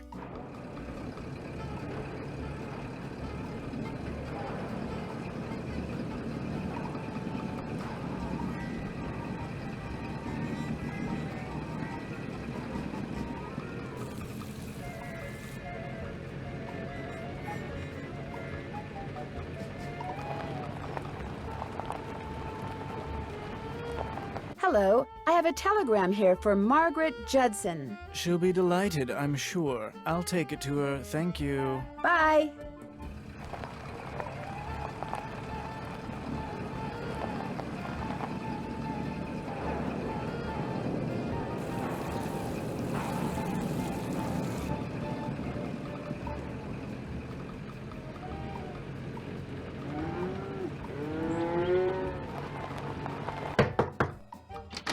Do you have my bridge cards? Right here. Good. And here is Josiah's trivet. I didn't realize when I asked to borrow it that it was such an eyesore. But once a sumptuous dish of my buff stroganoff was placed atop it, I assure you, no one noticed. Now do run along. My guests will be arriving any minute. And that dress of yours, it's, well... I like this dress. It's very flouncy.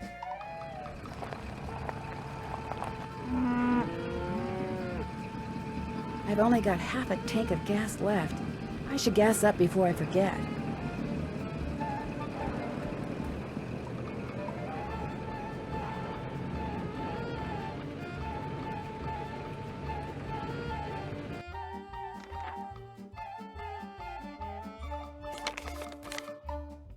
Hello again. I think I found the key to Josiah's safe deposit box. Really? I have it right here. It is from this bank. May I see if it opens the box? It takes 2 keys to open a safe deposit box. The owner's key and my key. And in this case, I'm under no obligation to open it for you. Oh, but I... However, were you to do me a small favor... Such as? I hired a seamstress to make a dress for my wife's birthday next week. Unfortunately, the seamstress and I had a falling out, and now I need to find someone to finish the dress. Maybe I could find somebody. How much are you willing to pay them?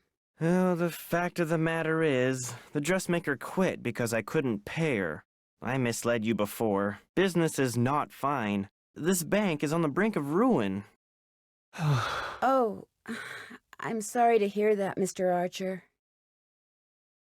I wanted to get my wife something nice because, well, it might be the last nice thing she gets for a long, long time. Now, Emily once mentioned that Jane used to be a dressmaker.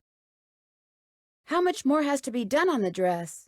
I have it right here. The seamstress said that all the pieces have been cut out and basted together. All that's needed is a sewing machine. When it's finished, bring it back and I'll let you try that key in Josiah's safe deposit box. I guess I'll be going. Goodbye now.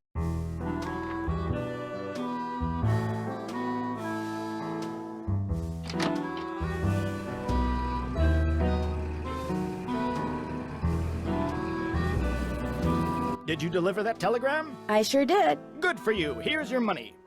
And here's your next telegram. This one goes to Counselor Ed out at Camp Avondale. Keep up the good work.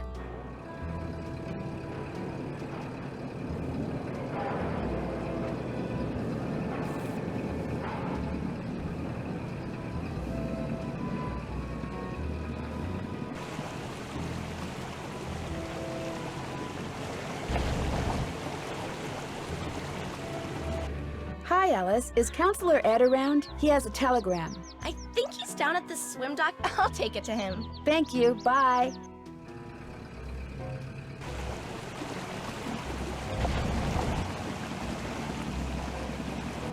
Welcome to Zippy's, where zipless service is zippily zapped and zippy service is the zippiest. Fill her up? Just 50 cents worth, please.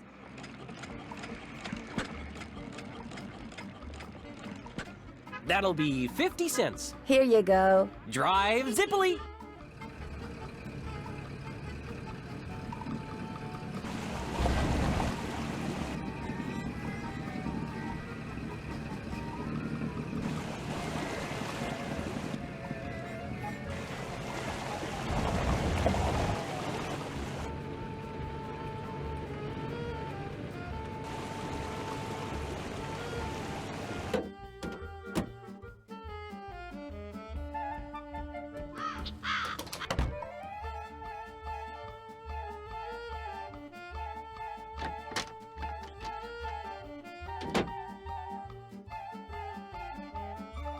Would it be all right if I used your sewing machine?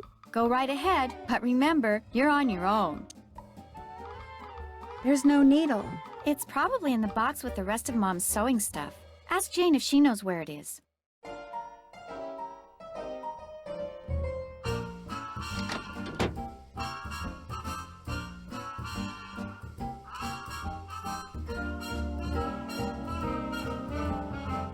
So, what did Emily say? Did she tell you about the pictures and the voices? How long has this been going on?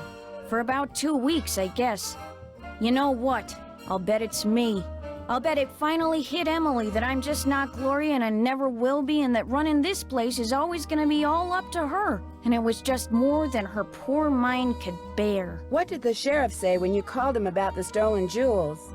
He said since nobody got robbed at gunpoint or anything, coming out here again just didn't seem necessary. Said it sounded to him like the jewelry had just been misplaced. You see, well, it only felt fair to tell him about Emily's, delicate state of mind. Would you happen to know where the needle for the sewing machine in Emily's room is? I moved all of Gloria's sewing things out of there and put them in a little box. Look, I'm supposed to get the pies we baked before all the hullabaloo this morning ready for the delivery man. They gotta be put in the shipping container just so, or he casts a kitten. This is how he wants them organized. Now why don't you go out on the porch and get those pies ready to go while I look for that sewing box? Sounds good.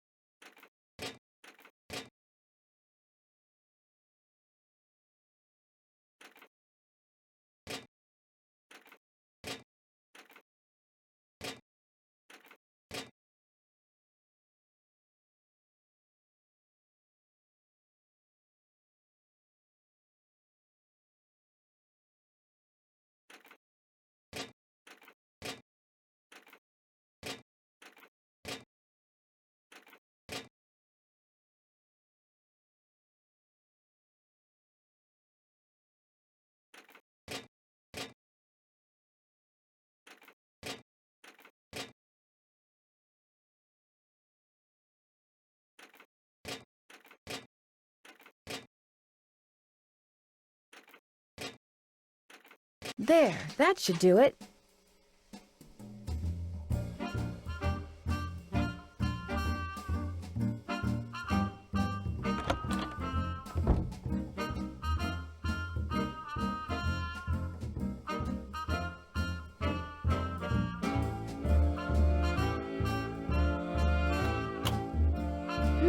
Interesting.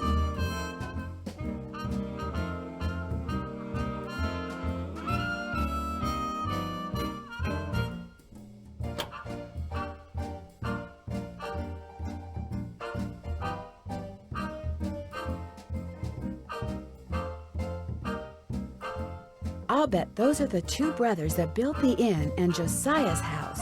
I'll bet this was taken in that passageway I found.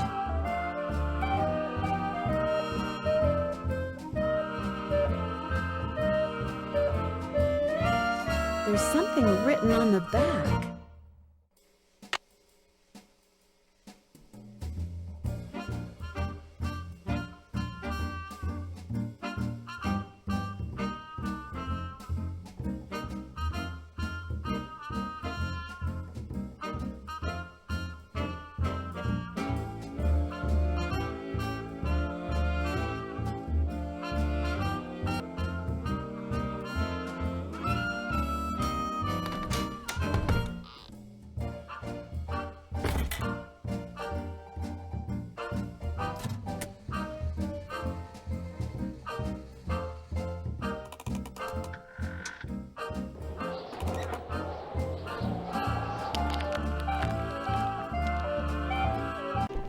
Jeepers, I'm behind one of the walls in Emily's room. I'll bet that's how someone makes that picture move.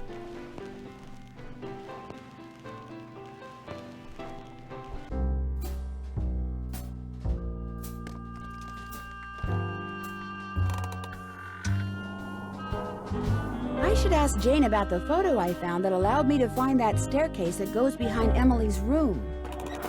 Guess I better not leave the lights on.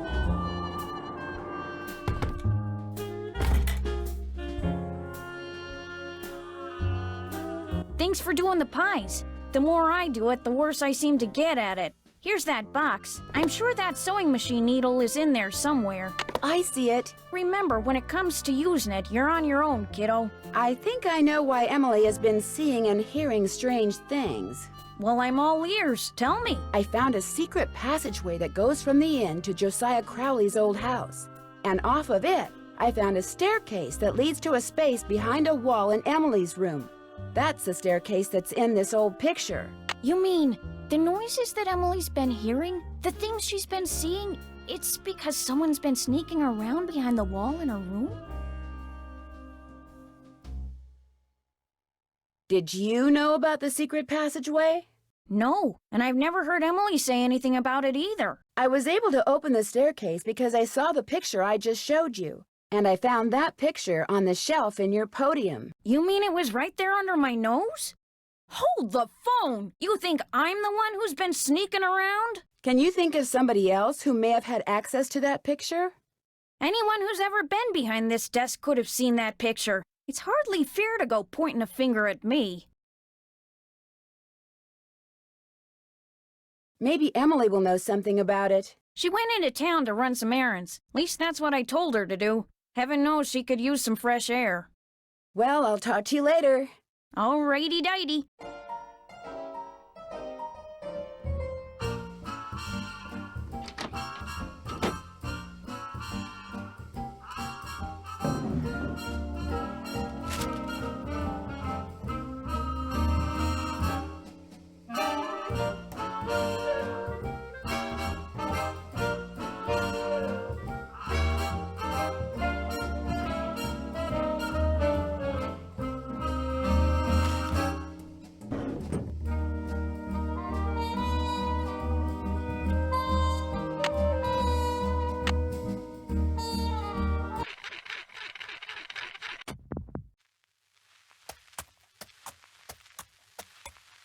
I'll never forget the night it all began, that dark, stormy, fateful night when I decided the time had come to rid the world.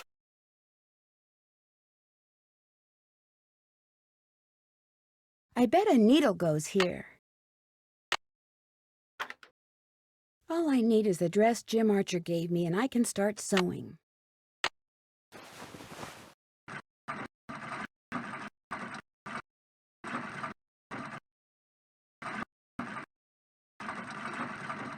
Would I wear this? No. I made too many mistakes. I'd better do it over.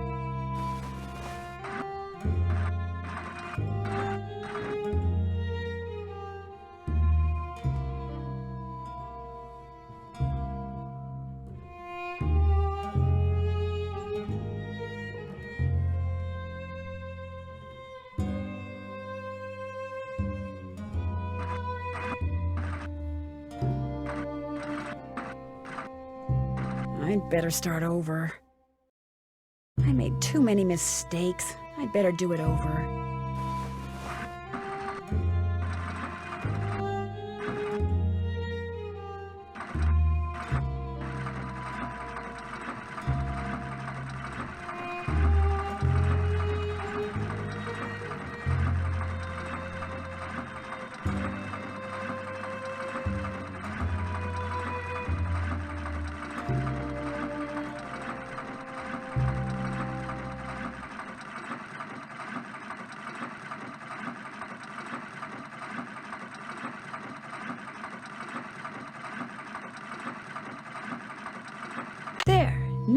bad, Miss Drew. Not bad at all.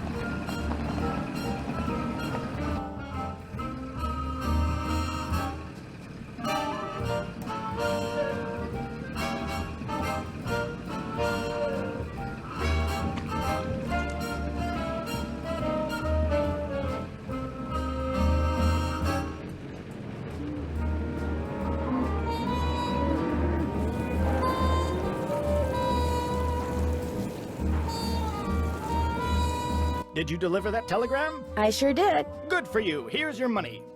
And here's your next telegram. This one's for Mrs. Perkins at Sunnybrook Farms. Keep up the good work.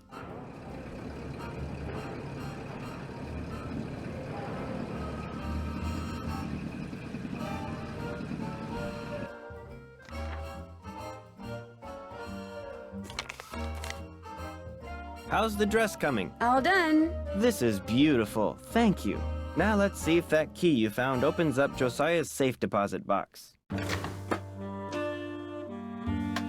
That was Josiah's key, but that is not Josiah's will. It looks like some kind of journal. Would it be okay if I kept this? If it was money or jewelry or something like that, I'd turn it over to Topham. But a journal? Finders keepers as far as I'm concerned. I'll be at my desk if you need me. It's locked, naturally.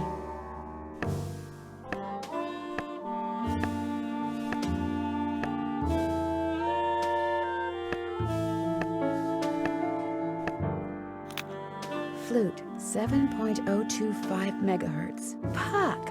That's who Josiah played in A Midsummer Night's Dream.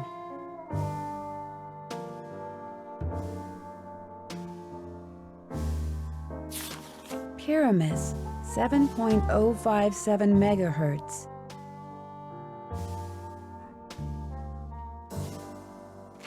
Thisbe, 7.050 megahertz. It looks like some kind of record of the people Josiah talked to on his ham radio. Anything else I can do for you? I guess I'll be going. Come back anytime.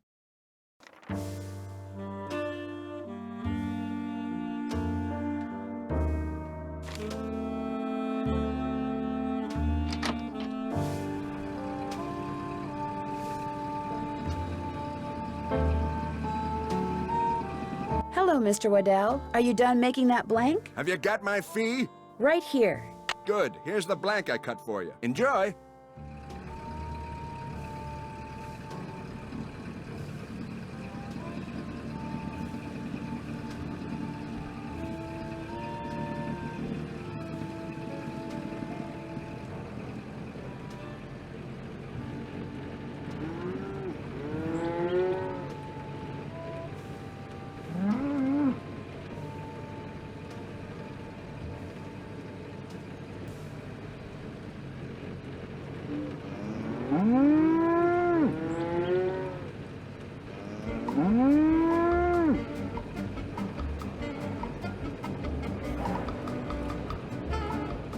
Hi, Rebecca. I'm supposed to deliver this to Mrs. Perkins. You better let me deliver it. Mrs. Perkins can be very grumpy, even when my curls are at their curliest and my dimples are at their dimpliest, and I'd much rather she yell at me than you.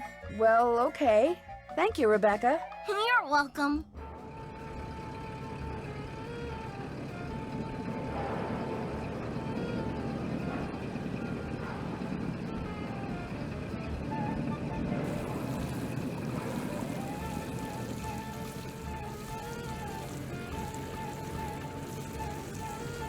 Did you deliver that telegram? I sure did. Good for you. Here's your money.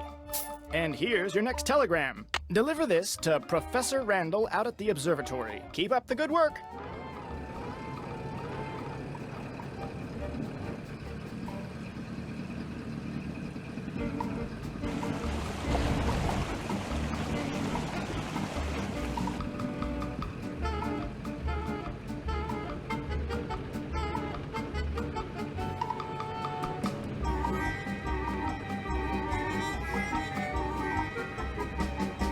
Hello, Dr. Bob. I've got a telegram for Professor Randall. I'll give it to him later. As you can see, he's a little busy at the moment. What's he doing up there? He's undertaking the very delicate task of cleaning the lens. Uh-oh. Randall! What have you done? I'll be going now.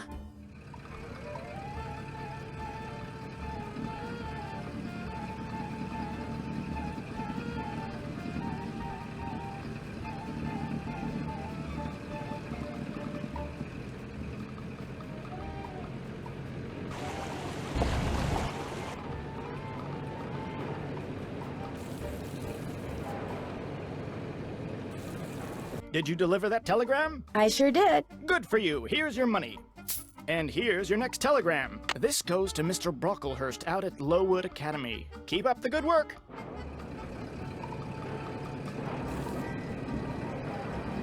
Hello, Miss Temple. I've got a telegram from Mr. Brocklehurst. He's in class. I'll give it to him. He too gets paid very little. That's okay.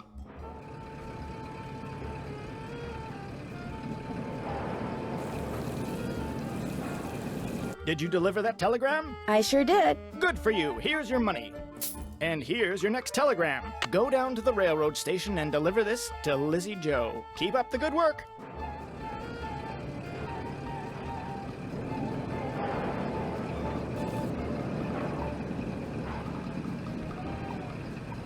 Hi, Uncle John. This telegram must be for Willie Joe's sister, Lizzie Joe. Right you are. I'll take it to her. Last I heard, they were fussing at each other out by the tracks. Bye now.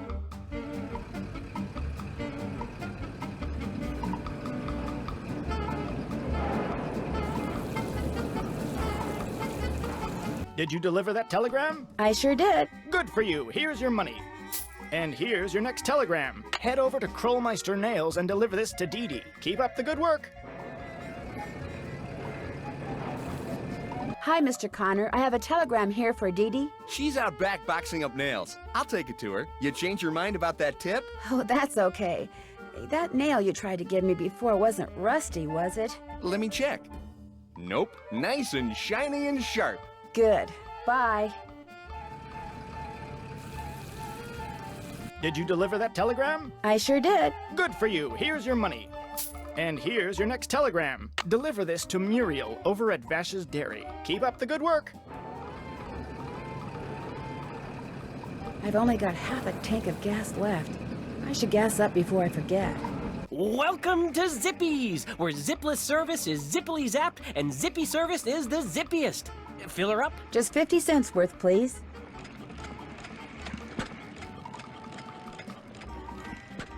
That'll be 50 cents. Here you go. Drive zippily.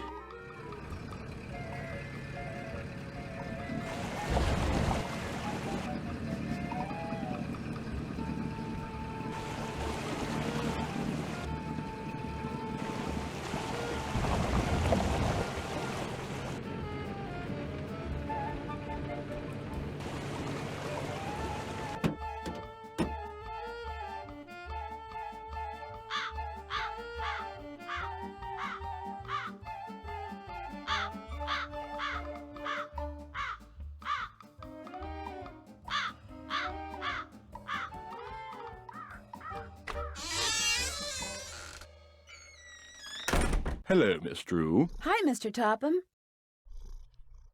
Now what?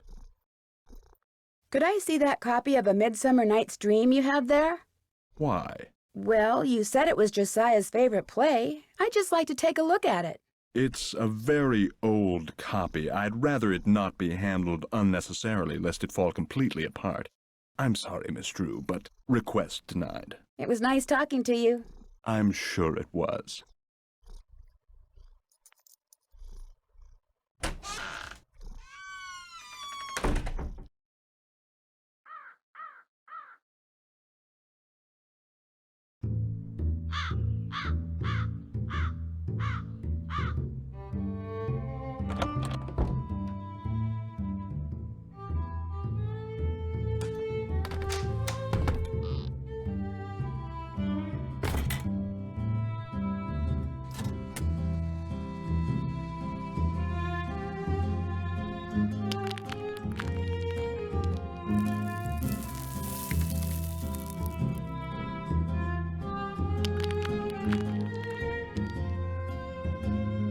Guess I better not leave the lights on.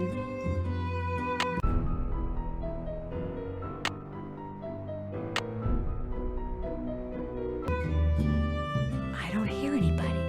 Now would be a good time for me to sneak inside and have a quick look at that Shakespeare book.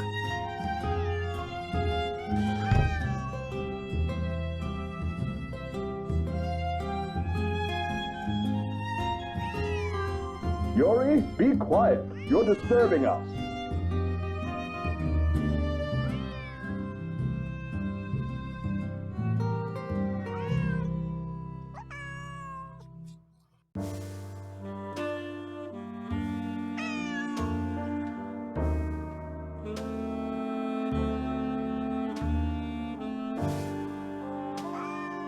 Yuri, be quiet. What's wrong with you?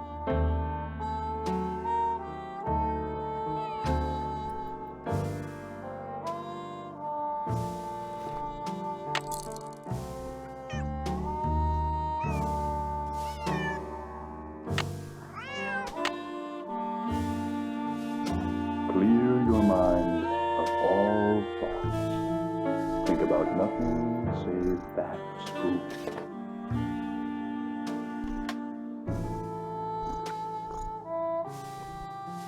Mr. Topham? Yes, Mrs. Deckman? Is it okay if I blink? Yes, it's okay if you blink. Just keep focusing. Your eyes... Josiah must have circled these quotes, but why? Something tells me I better write down all the stuff that's circled here in my journal.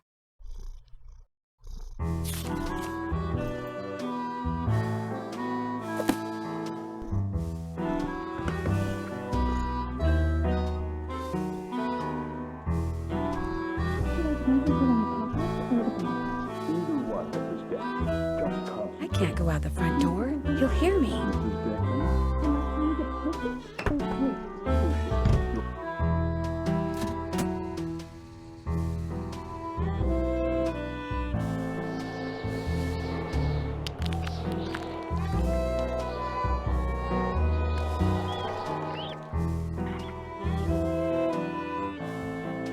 Guess I better not leave the lights on.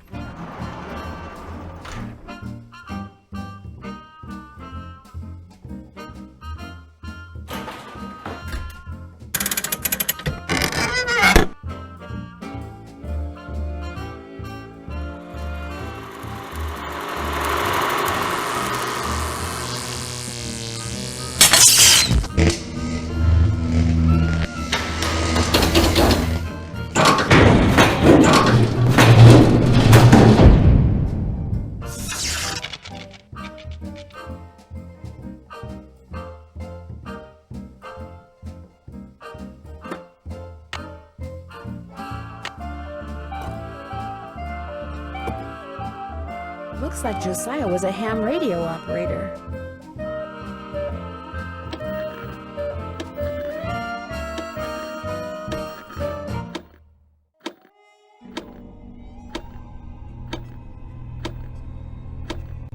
Hello? Is anyone there? Hello? This is Flute, but you sure don't sound like Puck, so explain yourself. My name's Nancy Drew. So where's Puck? Well, I'm pretty sure Puck's real name was Josiah Crowley, and I hate to say it, but he passed away earlier this year. Ah, that's a shame. Heck, I never got to give him his sentence. What sentence is that? Well, see, a while back, Puck dictated a sentence to me and told me that if and when he recited a certain passage from Shakespeare, I was to respond with that sentence. Weird fellow, that Puck. If I tell you the passage, will you tell me the sentence? Well, yeah, sure, I guess. Especially seeing as Puck's no longer with us. Shall we their fond pageant see? Lord, what fools these mortals be. That's it. Here, let me check my logbook for the response. Now I'm supposed to say, leave by road when the owner is in, because then there will be thieves about. Leave by road when the owner is in, because then there will be thieves about? Those were Puck's exact words.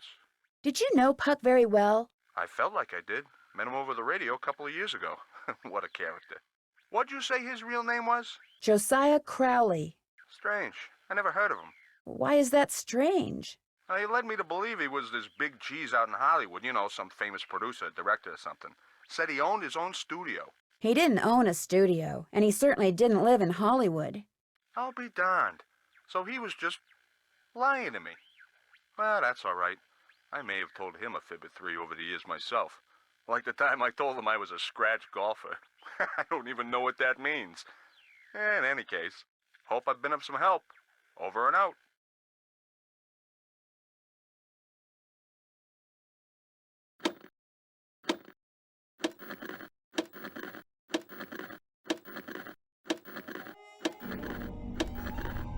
Hello? Can anyone hear me? Speak to me. Hello? I'm Thisbe, but only Puck calls me that. Who's this? My name's Nancy Drew. I'm afraid I have some bad news about Puck. Oh, dear. They closed the play he was starring in, didn't they? That's why I haven't heard from him. He's too far down in the dumps. Oh, I was afraid it was something like that. Actually, you haven't heard from him because he passed away several months ago. Oh, my. That's worse, isn't it? And after all that rigmarole he went through, making sure I knew my line and understood my cue? Your cue? Yes, you see, Puck, or whatever his real name is, or was, Puck wanted to share his love of acting with me. So he gave me a line to say, a very curious line, I might add, and told me to repeat it only after I heard my cue. A passage written by Mr. William Shakespeare. So if I cue you with a passage, you'll respond with the line he gave you to say? Immediately. I know it by heart, you see. Here goes. If we shadows have offended, think but this, and all is mended, that you have but slumbered here, while these visions did appear. The authorities are alert for bad water, so do not go this way. The authorities are alert for bad water, so do not go this way. That's what I was to say, although my delivery was much better when Puck was coaching me. And now, as Puck was fond of saying, I bid you adieu. Over and out.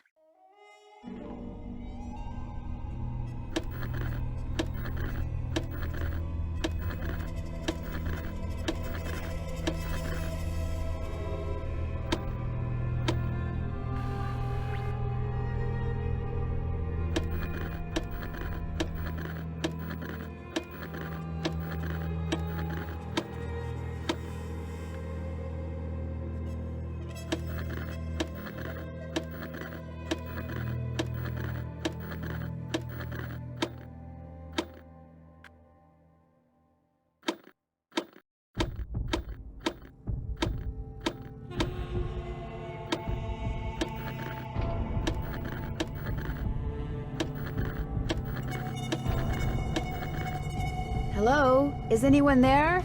Hello? This is Pyramus. Who are you? My name's Nancy Drew. Does somebody named Puck usually call you on this frequency? Somebody named Puck used to.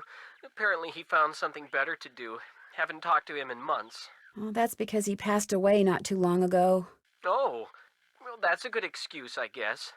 How'd you know he called me Pyramus? I'm a friend of his. I found your name and radio frequency in his journal. So why are you talking to me? Did Puck, ever ask you to tell him something whenever he read a certain passage from Shakespeare? Whenever he rattled off this Shakespeare quote, I was supposed to rattle off this stupid saying he gave me. How did you know about that? Long story, but if I were to rattle off the quote, there's no reason why you can't tell me the stupid saying, right? Well, come to think of it, he never said the quote had to come from him, so, yeah, I guess I could tell you. Thou speakest aright. I am that merry wanderer of the night. How'd you know? Long story. What did he tell you to say in response? Wait a minute, I had to write it down. Here, you're gonna love this. A barking dog would do well to hold his tongue in a dangerous neighborhood. A barking dog would do well to hold his tongue in a dangerous neighborhood. I told you it was stupid. I really appreciate your help. Just out of curiosity, what kind of car did Puck drive, do you know? I don't think he had a car. And he tried to tell me he was rich. Over and out. Flute is a character in A Midsummer Night's Dream.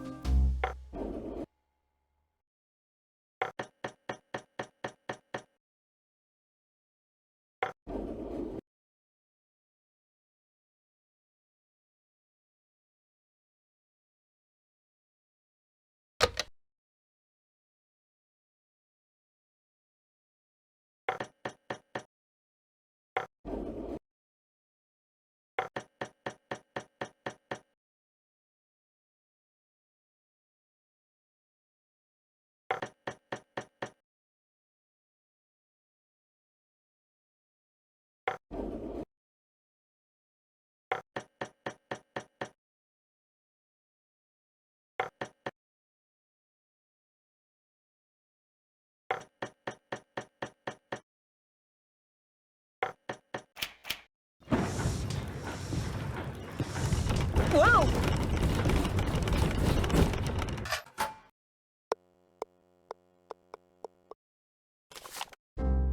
A golf ball, no doubt meant to be used on that golf course of Josiah's.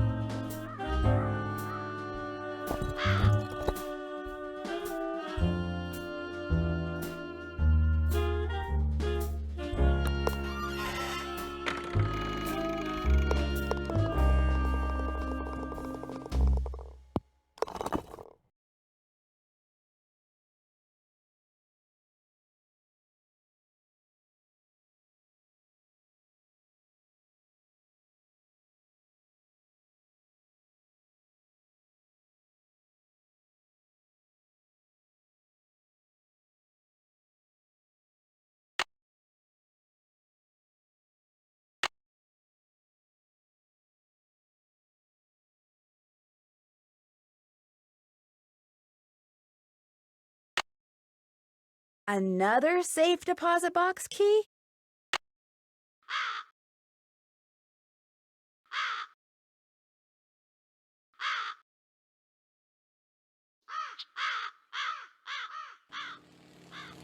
Emily, please, just settle down. It's all right. It's not all right. Stop lying. Something's wrong with me. You've got to go talk to Emily. She's in a bad way. What do you mean? What's happened? Please, go talk to her. She won't listen to me. I'm no help at all.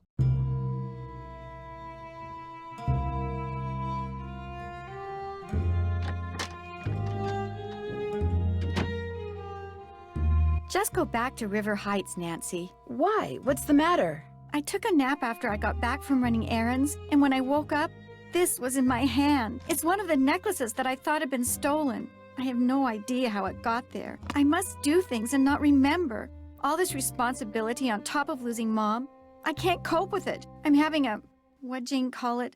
A nervous breakdown. No, you're not. I don't want to talk anymore. Go home. You're just making things worse.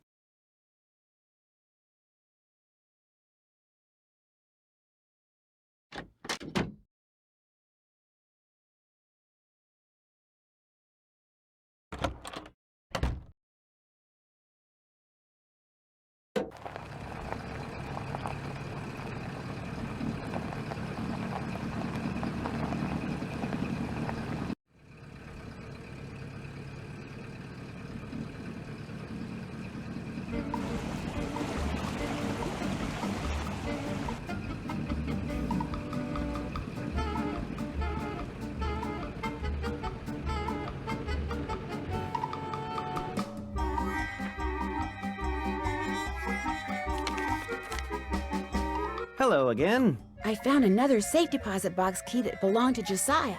Impossible. Josiah only had one box, and you've already opened it. Can you tell me whose key this is? It is one of ours. Where did you get it? I won it playing golf at Josiah's with a special ball. I had to ace one of the holes. Why does that sound familiar? I know why. That's what Clara always called me, her ace in the hole. That's who this key belongs to, Clara Pickford. So, Clara Pickford was really Josiah Crowley in disguise. Apparently, he loved playing tricks like that on people and hiding things right under their noses. I wonder what this is. Gloria Dowd, now Crandall, and Jane Willoughby, circa 1912. Jane Willoughby? That doesn't look the least bit like Jane Willoughby. No, it certainly doesn't. I'd better get back to the Lilac Inn and have a talk with her right now.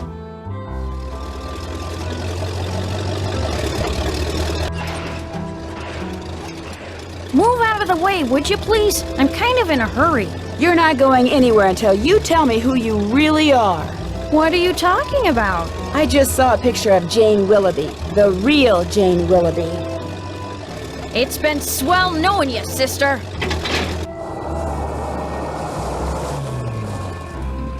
I can't let Jane out of my sight.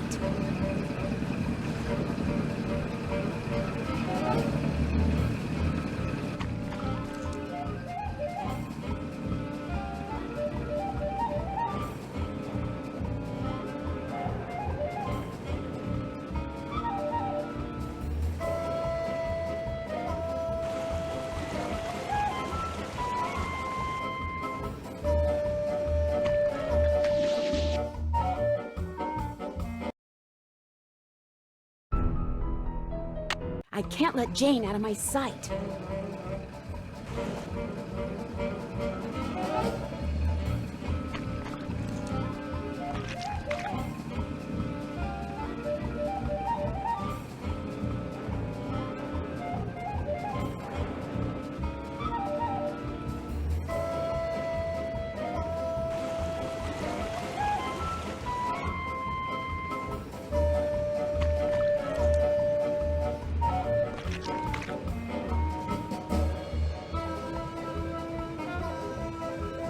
She's heading for the state line. I know. I'll take a shortcut and head her off.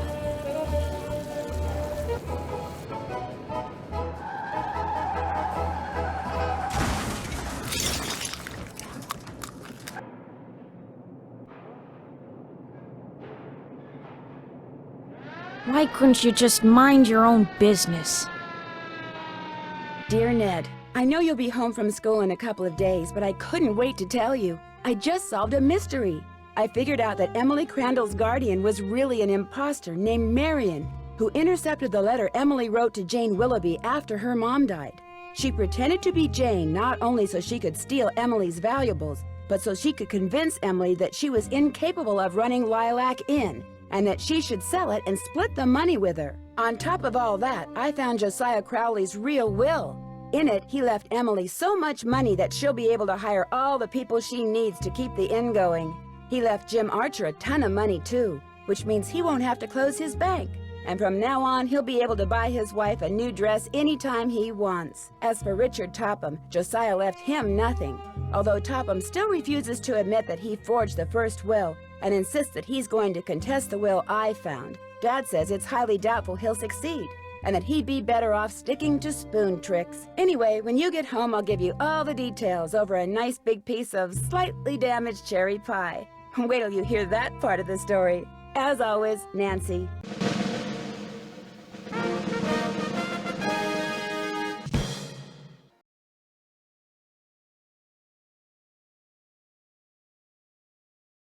Great news, I think.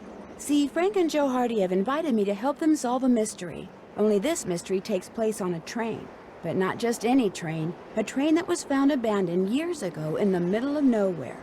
All of its passengers had simply vanished. Some people say the train is jinxed. Others say it's haunted. I mean, it'll be fun to finally get to work alongside the Hardy boys, but I just hope the trip we're going on doesn't turn out to be, you know, one way.